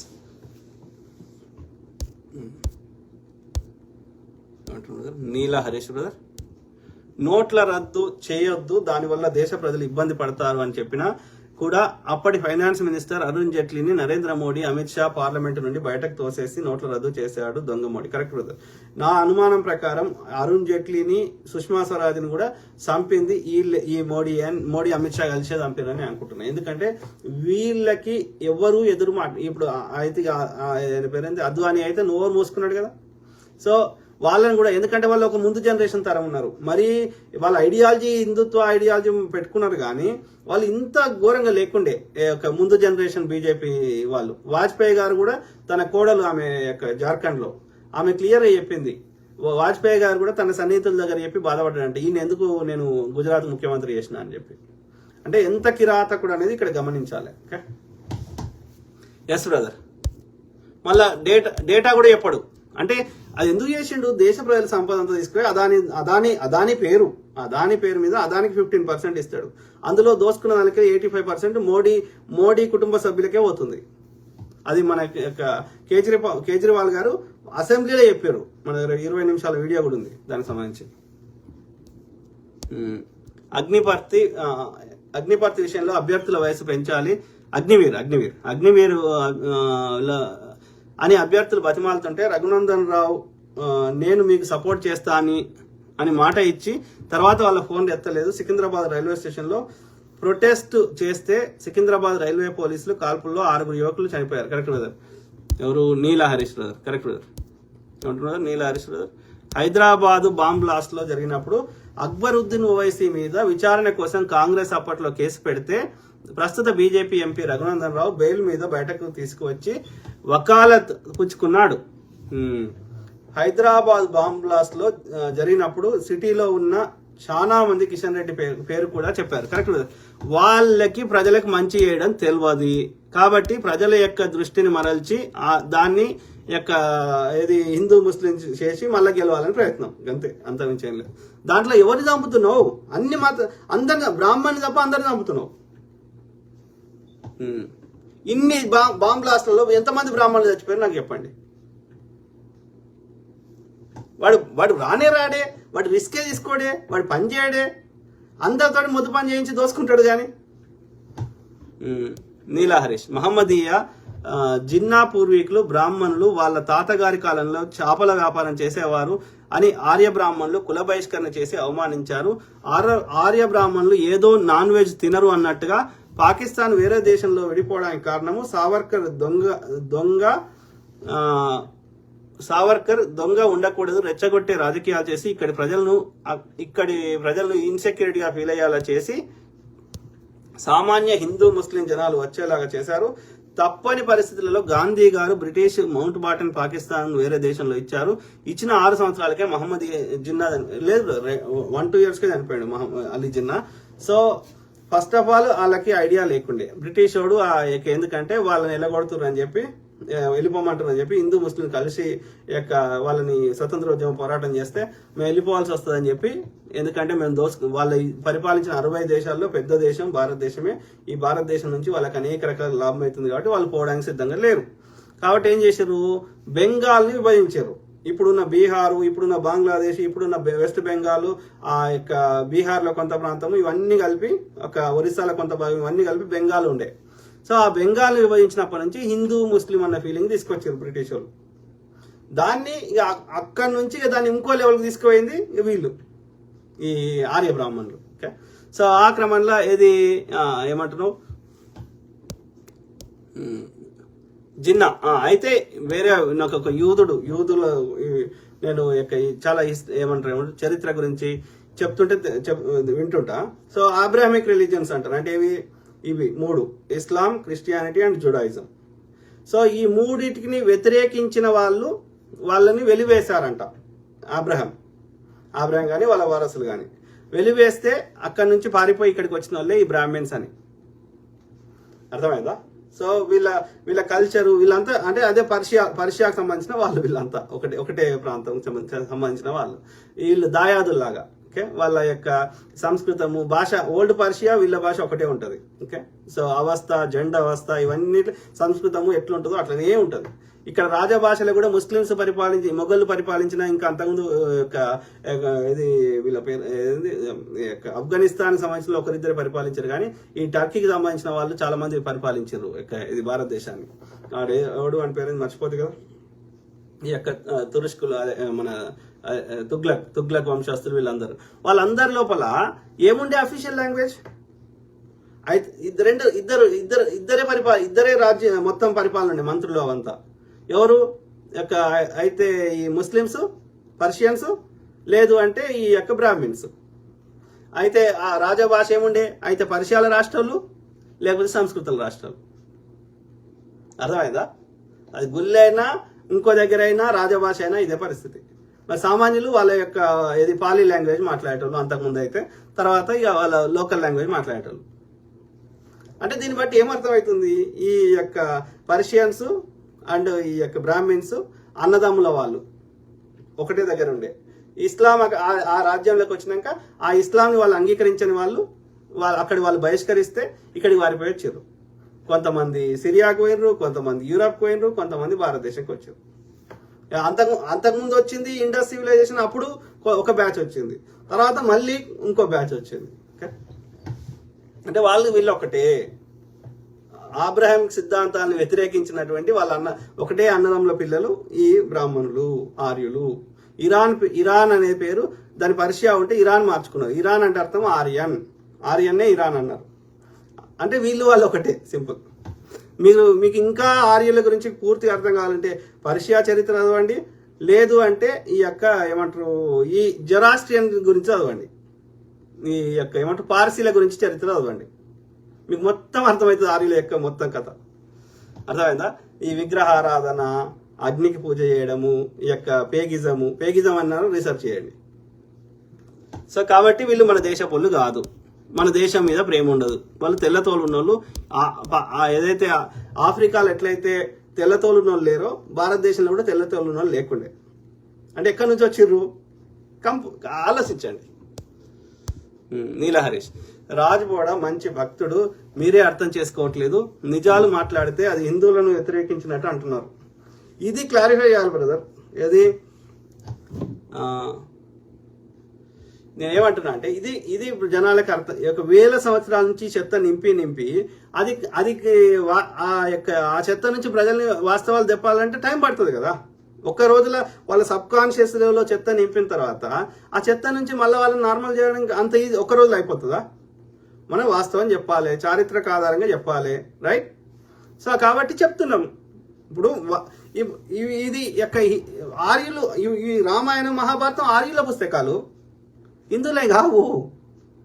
హిందువులు అయితే హిందూ శబ్దం చూపెట్టండి, అందులో వేదాల్లో చూపెట్టండి, ఉపనిషత్తులలో చూపెట్టండి, రామాయణంలో చూపెట్టండి, మహాభారతంలో చూపెట్టండి, చారిత్రక ఆధారాలు చూపెట్టండి, రైట్?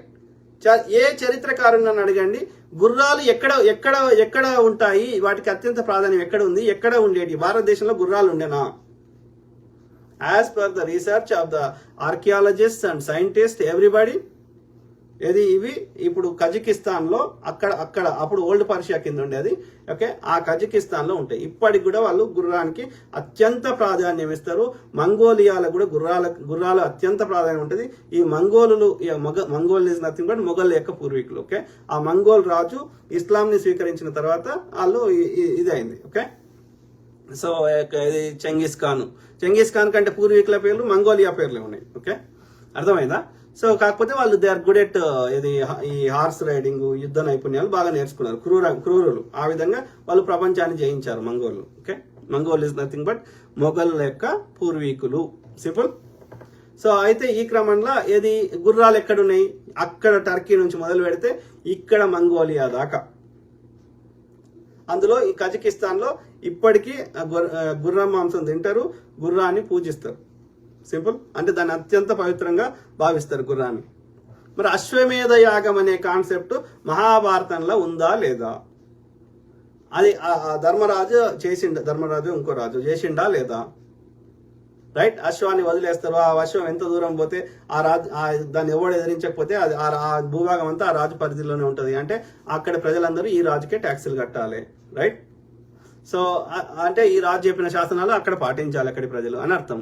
ఆ గుర్రాన్ని తీసుకొని వచ్చి దానికి యొక్క పూజ చేసి దాన్ని అంగరంగంగా వైభవంగా అలంకరించి తర్వాత రాణితోటి సంభోగం చేసి ఆ తర్వాత దాన్ని చంపి దాని మాంసాన్ని తినేవారా కాదా? ఇది వీళ్ళ యొక్క శత పుస్తకాలు ఉందా లేదా ఇప్పటికీ ఈ ఆర్యుల పుస్తకాల్లో? రైట్. ఈ అశ్వాలే లేవు భారతదేశంలో. గుర్రాలు యొక్క ఏనుగులు ఉండే మన యొక్క గ్రీకులతో యుద్ధం చేసినారు. ఎవరు పురుషోత్తముడు కానీ, మౌర్యులు కానీ, నందులు కానీ. ఓకే, ఎక్కడన్నా నీకు గుర్రాలు కనిపించినాయా? గుర్రాలు లేవు భారతదేశంలో. అర్థమైందా? ఏనుగులు ఉండే. ఎస్. కాబట్టి ఈ యొక్క గుర్రాల కాన్సెప్ట్ కానీ, ఈ ఆవుల కాన్సెప్ట్ కానీ ఇవి భారతదేశం కావు. అర్థమైందా? సో అట్లనే భారతదేశంలో ఇనుము అనే కాన్సెప్టే లేదు. ఇనుము పనిముట్లు అనే కాన్సెప్టే లేదు. మెటల్. ఓకే, అర్థమైందా? ఇవన్నీ ఆర్యులయ్యి. నేను చారిత్రక ఆధారాలు చెప్తున్నా, నేను గాలిమాటలు చెప్పట్లేదు. సో ఆ రామాయణ మహాభారతం కూడా మనది కాదు. ఇండస్ నదికి అవతలి వైపు ఉన్నది ఆర్యులది. ఇక్కడ ఉన్న మూలవాసులది బుద్ధిజము, జైనిజము, ధ్యానము, యోగా. ఇవి మనవి. ఏ ఎడ్డిగాడిది కొడుకులక. ఎందుకంటే అన్ని వందల వేల సంవత్సరాల నుంచి ఆర్యుడు మన చెత్త నింపాడు కాబట్టి ఏడికిపోయినాయి. బుద్ధిజం ఏడిపోయింది. 9 12 యూనివర్సిటీలు ఉండే భారతదేశంలో. 5 6 ఒక్క ఒరిస్సాలనే ఉండే, రత్నగిరి యొక్క ఉదయగిరి ఇట్లాంటివి. రైట్. అక్కడ గుజరాత్ లో వల్లభి యూనివర్సిటీ ఉండే, బీహార్ లో నలందా యూనివర్సిటీ ఉండే. ఏడిపోయినాయి ఇవన్నీ. ఒక్క నలందా యూనివర్సిటీలో ఉన్న పుస్తకాలు కాలిస్తే 8 నెలలు కాలినాయంట. మళ్ళీ గోరి కాల్చిండు, ఇంకో గజని కాల్చిండు అని అబద్ధం చెప్తున్నారు. బ్రాహ్మణే కాల్చిండు. ఇప్పటికీ ఆ యొక్క బోధ్ గయాని వాళ్ళకి ఇచ్చే బుద్ధిస్టులకి ఇమ్మంటే ఇస్తలేడు. బుద్ధులకు సంబంధించిన అన్ని ఇప్పటికి ఉన్నాయి చారిత్రక ఆధారాలు. మధురలో మొత్తం బుద్ధునికి సంబంధించిన మ్యూజియం ఉంది. పాకిస్తాన్ లో ఉంది. ఆడ యొక్క గాంధారీ స్టైల్లో శిల్పకళ ఉన్నది. ఆడ వాళ్ళు తాలిబాన్లు కొన్ని నాశనం చేసారు, బాంబులు పెట్టి లేపేసారు. అయినా ఇప్పటికి కూడా ఉన్నాయి. అంటే భారతదేశం బుద్ధిజంకి ఇప్పుడు ఆంధ్రప్రదేశ్ లో ఇన్ని ఉన్నాయి. అమరావతి ఇక్కడ ఎందుకున్నాయి? అది ఒరిస్సా కింద ప్రాంతం కింద ఉండే అది పరిపాలన. ఒరిస్సాలో ఆ నార్త్ ఇండియాలో మొత్తం బుద్ధిజం, మొత్తం భారతదేశం అంతా నార్తే కాదు సౌత్ అన్నిట్లా బుద్ధిజము, కొన్ని చోట్ల జైనిజం. ఇప్పుడు మన యొక్క ఏమంటారు నల్గొండ అలంపూర్ దగ్గర అక్కడ జైనులకు సంబంధించి ఉన్నాయి. బుద్ధిజం జైనిజం భారతదేశం అంతా ఉండే. ఆర్యులు ఎక్కడుండే? లేకుండే. దరిద్రులు వచ్చేసి మొత్తం మిగతాయి తీసేసి వాళ్ళ చెత్తనంతా మనకి హిందూయిజం అని పరిచయం చేస్తారు. కాదు. హిందూ దేశంలో సింధు నది కావల ఉన్న ప్రాంతం లేదా హిందూ నది కావల ఉన్న ప్రాంతంలో ఉన్న అన్ని ఆచార వ్యవహారాలు, గ్రామ దేవతలు ఇవన్నీ కలిపితే దాన్ని హిందూయిజం అన్నారు. అప్పుడు ఓడాన్లే తర్వాత పెట్టిరు పేరు. కాబట్టి ఆర్యులు వేరు, హిందూయిజం వేరు. మేల్కొర హిందూ కాదు అయితే మనని పూజారి చేయండి. ఆ వివక్షను పెంచి పోషించే మనువాద పుస్తకాలు చింపేయండి. సమానత్వాన్ని బోధించే హిందువులకు సంబంధించిన మేము పుస్తకాలు రాస్తాం, కొత్త పుస్తకాలు. ఒప్పుకుంటాడు వాడు ఆర్యుడు? గ్రహిస్తారు, మెల్లమెల్లగానే నేర్చుకుంటారు. అరే తల్లిదండ్రులు పెట్టిన పేరు బొడ్డు, మీ తల్లిదండ్రులు అంటే నీ తల్లిదండ్రులు అవమానిస్తున్నావు. వాడు బావగారు అని పెట్టుకున్నాడు. ఎందుకు? నేను రాజ్బోడా అని పెట్టుకున్నా. ఇంకో బ్రదర్ రఘు గంగి శెట్టి అని పెట్టుకున్నాడు. ఇంకో బ్రదర్ ఇంకో పేరు పెట్టుకున్నాడు. అంటే మీ తల్లిదండ్రులు అవమానిస్తున్నావు. అది నువ్వు మీ తల్లిదండ్రులు పెట్టిన పేరు పెట్టుకో. అర్థమైందా? నీకు కూడా దేశభక్తి ఉంది రోయ్. మరెందుకు హిందువులందరితో మింగించుకుంటున్నాను అనవసరంగా గెలుకున్నారు. అదే బాధపడుతున్నా. ఈ ఆర్యుల వల్ల మా హిందువులందరినీ మింగుతున్నారు ఆర్యులు, కాబట్టి మేము బాధపడుతున్నాం. అందుకే అందరికంటే ఎక్కువ నేను ఒక అనార్యుడిగా, ఒక మూలవాసిగా, ఒక పద్మశాలి బిడ్డగా, ఒక నిజమైన హిందువుగా నేను పోరాటం చేస్తున్నా. ఈ ఆర్యుల యొక్క ఆధిపత్యంకి వ్యతిరేకంగా, వివక్షకు వ్యతిరేకంగా. మేము గడ్డం గీకంరా. మంగళ సోదరుడు గడ్డం గీకడు, మా నాయి బ్రాహ్మణుడు. ఓకే, నాయి బ్రాహ్మణుడు వాడు పెట్టిండు మన నోరు మూపేయడానికి, మన కామ్ చేయడానికి. ఈ మంగళాయన గడ్డం గీకడు. రేపటి నుంచి ఈ బ్రాహ్మణుడే గడ్డం గీక్తాడు. ఈ మంగళాయన వేదం చెప్తాడు.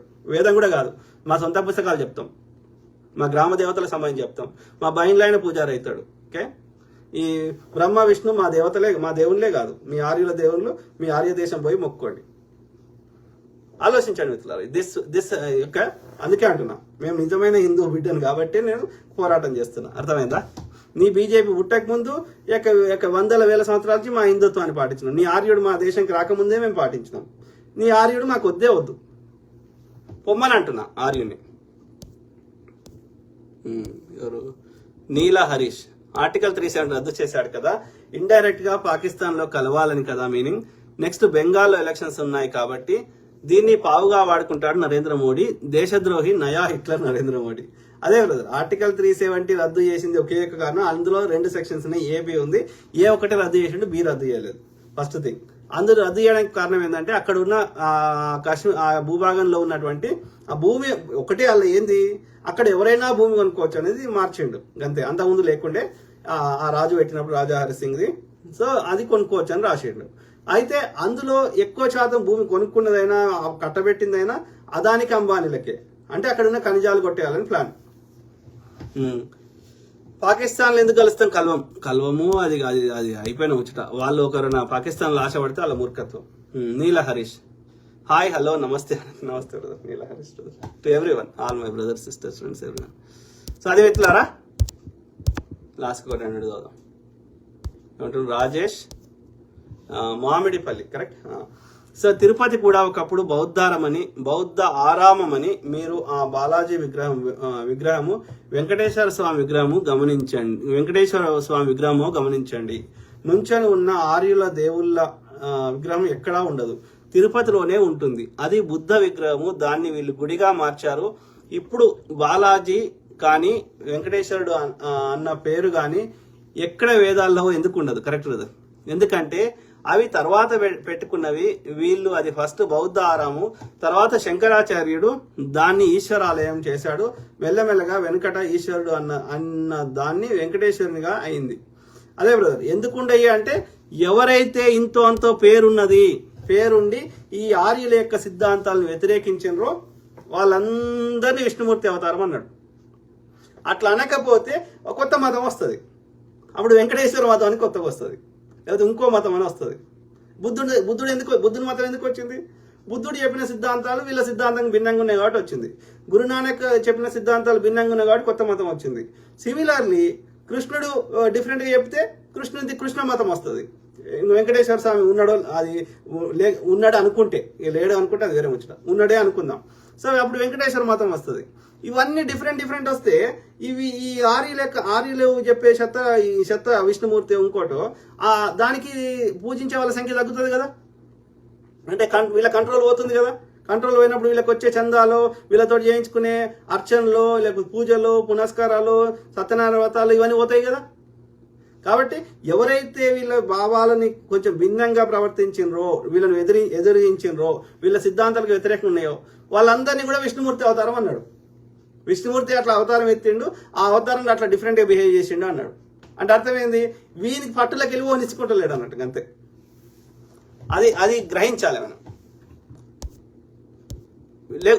వీని చెత్తని తూచా తప్పకుండా పాటించినవాడు ఒక్క రాముడు మాత్రమే ఈ ఆర్యుల సిద్ధాంతాన్ని. అందుకని వాళ్ళకి దేవుడు అత్యంత ఇష్టమైన దేవుడు. ఇక మిగిలిన వాళ్ళందరూ అంత ఇష్టమైన దేవుడు కాదు, ఎందుకంటే వీళ్ళ సిద్ధాంతాలు వ్యతిరేకించారు. అయినా సరే ఎందుకు వాళ్ళ పేరు చెప్పుకొని బతుకుతాడు అన్నట్టు, కృష్ణుడైనా ఇంకోరైనా. ఓకే. రాజేష్ మామిడి పల్లి, ఆర్యులు అన్ని బుద్ధిజం అది ఆర్యులు కరెక్ట్, అది తర్వాత చేసిరు, ఎందుకంటే అందరు వెళ్ళిపోతారు బుద్ధిజం జైనిజంలకు కాబట్టి. ఆర్యులు అన్ని బుద్ధిజం నుంచే కాపీ కొట్టారు చాలా వరకు. ఇది మూలవాసులకు క్షుణ్ణంగా ఆలోచిస్తే బయటపడతాయి. స్వామి శరణం అయ్యప్ప అంటారు. శరణం అనేది బుద్ధిజం నుంచే వచ్చింది. కరెక్ట్. శివునికి సంబంధించిన అన్ని కూడా బుద్ధిజమే. బుద్ధుడు శివుడు వేరు వేరు కాదు, పేర్లు మార్చింది అంతే. ఇది బుద్ధం శరణం గచ్చామి అని మీరు క్షుణ్ణంగా మీరు చాలా గుళ్ళల్లో ఆయన మన బోధిసత్వుడు శివారెడ్డి బ్రదరు, కర్నూలు బ్రదరు, ప్రతి గుడికి పోయి ఆయన పుస్తకం కూడా రాశాడు. సో ప్రతి గుడికి పోయి ఆ యొక్క అన్ని ఆధారాలు పెడుతున్నాడు. ఓకే. సో ఈవెన్ ఆ బుద్ధిజం సంబంధించిన వాటిలో వినాయకుడు కూడా ఉంటాడు. ఈ యొక్క తారాదేవినే ఈ అమ్మవారు శక్తి స్వరూపిణి పార్వతీదేవి ఉంటుంది. సో బుద్ధిజాన్నే వీళ్ళు పేరు మార్చింది అంతే. సో అందుకే వీళ్ళకి మూలదైవం ఎవరు? ఈ బ్రహ్మ విష్ణువులే, శివుడు కూడా కాదు వీళ్ళకి, ఎందుకంటే శివుడు శూద్రుడు, ఇక్కడ మూలవాసి. రాజేష్ మామిడిపల్లి, నెహ్రూ గారు తను రాసిన పుస్తకం డిస్కవరీ ఆఫ్ ఇండియాలో రామాయణం గురించి చెప్పారు. రామాయణం అనేది దక్షిణ భారతీయులని అనగదొక్కడానికి రాసింది అని ప్రస్తావించారు రామాయణం గురించి తన పుస్తకం. Correct brother. ఆయన ఆర్యుడు, ఆయన కూడా ఆ సింధు నది కావాలా పరిపాలించిన ఎంతో మంది రాజులలో వీళ్ళ ఆర్యావర్తంలో ఒక రాజు అంతే. అర్థమైందా? రాముని యొక్క మునిమనుమడు లవుడు కొడుకు లవుడు తర్వాత మునిమనుమడు అయినటువంటి తక్షకుడే ఆ యొక్క తక్షశిలను పరిపాలించాడు. సో అంటే ఆ తక్షశిలకి అటుపక్క ఉన్న వాళ్ళంతా ఈ ఆర్యులు అన్నట్టు. ఓకే. Correct brother. వాళ్ళ ఆధిపత్యాన్ని మన మీద కొనసాగిస్తూనే ఉన్నారు. ఆ కొనసాగించడంలో సహాయ సహకారాలు చేసింది రాముడు ఈ ఆర్యులకి, మన మీద ఆధిపత్యం చేయడానికి. అందుకని రాముడు ఆర్యులకు దేవుడు, మూలవాసులకు కాదు. నీల హరీష్, అయోధ్యలో ఉంది కూడా రాముడి విగ్రహం కాదు, బుద్ధుడి విగ్రహమే. ఇండియన్ ఆర్కియాలజీ సర్వేలో కూడా బయటపడింది. అయితే దరిద్రం ఏంటంటే వాస్తవం ఇవన్నీ. అయితే దరిద్రం ఏంటంటే మధురాలో ఇప్పటికీ మ్యూజియం ఉంది, పోయి చూడండి. అయితే ఈ దరిద్రం ఏంటంటే ఇవన్నీ బయటకు రాకుండా దొక్కడానికి కారణము అన్ని డిపార్ట్మెంట్లలో ఉన్న అధికారులు ఆర్యులే. ప్రభుత్వంలో ఉన్నది, మినిస్ట్రీలలో ఉన్నది, జడ్జిలు, ఇవన్నీ సుప్రీంకోర్టులు, అన్ని కోర్టులలో, హైకోర్టులు, అన్ని కోర్టులలో. ఇవి కాకుండా ఆర్కియాలజీ డిపార్ట్మెంట్ లో ఉన్నటువంటి అధికారులు కూడా, నిర్ణయం చేసే అధికారులంతా కూడా ఈ ఆర్యులే. సో కాబట్టి ఈ ఆర్య సిద్ధాంతానికి వ్యతిరేకంగా ఎవరు ఏ వాస్తవం ఉన్నా అది బయటకు రానియారు. సో ఆర్యులు మొత్తం మనందరినీ 99% పీపుల్ని 1% ఆర్యుడు ఒక రకంగా అణగదొక్కుతున్నాడు, కంట్రోల్ చేస్తున్నాడు, వాస్తవాలు బయటకు రాణిస్తలేడు. సో మనలాంటి నిజమైన ఈ యొక్క మూలవాసులము, అనార్యులము, రాక్షసులము, అసురులము. వాడు సురాపానం తాగిండు, వాడు సురుడైండు. ఓకే. సురాపానం అంటే ఇట్స్ ఎ డ్రగ్, లైక్ బాంగ్ లాంటిది. ఓకే. సో అది తాగి వాడు మత్తులో ఉండి ఆ యొక్క అందమైన స్త్రీలని బట్టలు లేకుండా నాట్యం చేయించి రంభ, ఊర్వశి, మేనక, తిలోత్తని వాళ్ళ కళ్ళు అరమోడుపు కళ్ళగా ఉంటాయంట. అంటే చూడనట్టు ఉంటాయంట. ఎందుకుంటాయి దేవతలై? వాడు అన్నం తినడంట, వాడు వంటలు ఓడంట. ఎందుకంటే వాడు తిండి దాదాపు ఉండదు, దీన్ని సురాపానం మీదనే ఉంటాడు వాడు. అందుకని ఇట్లా హాఫ్ ఉంటాయి. అర్థమైందా? సో ఇది వాళ్ళ పరిస్థితి. అలా ఉన్నాయి ఈ చెత్త పుస్తకాలు ఉన్నాయి, అంత చెత్త. అయితే వాడు మందు తాగినోడేమో మంచోడంట. అది మంచిది కాదురా అని శుక్రాచార్యుడు యొక్క రాక్షసుల గురువు చెప్పి, మూలవాసుల గురువు చెప్పిన శుక్రాచార్యుడు ఇది తాగొద్దురా, అది మంచిది కాదంటే మనం తాగలే, అందుకని మనం అసురులమేను. అంటే వాడు తెల్లతోలు ఉన్నవాడు మన మీద డామినేషన్ చేసిండు ఆర్యుడు అనేది మనం ఇక్కడ ఈ అన్ని పుస్తకాల చెత్తని బట్టి అర్థమవుతుంది. ఇవన్నీ ఆర్యుల పుస్తకాలు, మన పుస్తకాలు కాదు. నీల హరీష్, ఏ గుడిలో అయితే పురాతనమైన ఏకశిలా విగ్రహం ఉంటుందో అవన్నీ బుద్ధుడి ఆలయాలే. కరెక్ట్. 100%. ఏ పురాతనమైనటువంటి యొక్క గుహలు ఉన్నాయో అవన్నిట్లో వండి మీకు బుద్ధునికి సంబంధించిన దొరుకుతాయి, లేదంటే జైనులకు సంబంధించిన దొరుకుతాయి. ఎక్కడ పోయినా ఏ పురాణ టెంపుల్ పోయినా సరే, ఏ పురాణమైనటువంటి ఈ గుట్టల మీద కట్టిరు కదా టెంపుల్స్, గుట్టలకు పోయినా సరే ఇప్పటికి దొరుకుతాయి. వాస్తవం. ఐ కీప్ టాకింగ్, మాట్లాడుతూనే ఉంటాం మిత్రులారా. సో ఆర్యుల నుంచి మన యొక్క మిగతా అన్ని కమ్యూనిటీస్ని ఇది క్షత్రియుడు, వైశ్యుడు, శూద్రుడు, క్రిస్టియను, జొరాస్ట్రియను, ముస్లిము, సిక్కులు అందరం అనేది మనం కాపాడుకుందాం. అందరం ప్రతి భారతీయుడు సమానమే, అందరం ట్యాక్సులు కడుతున్నాం. ఎవరి పర్సనల్ బిలీఫ్ సిస్టమ్, వాళ్ళ మతం అంటే ఏంది? ఒక జీవన విధానం, కొన్ని విలువలతో బతకడం. అంతే. నీకు నచ్చిన విలువలతో నీకు బతుకు. అట్లా బతకడం వల్ల నాకు నష్టం లేనంత వరకు నువ్వు ఏమన్నా చేసుకో, మాకు సంబంధం లేదు, నేను ఇన్వాల్వ్ కాను, అల్లకి రాను, సింపుల్. ఓకే, సో ఆ విధంగా మనము అన్నదమ్ముల లెక్క కలిసి ఉండవచ్చు. కానీ మనం ఉండనియాడు ఈ ఆర్యుడు. కాబట్టి ఈ ఆర్యుడిని తన్ని ధర్మేద్దాం. Okay, BJP RSS nothing but ఆర్యుడు.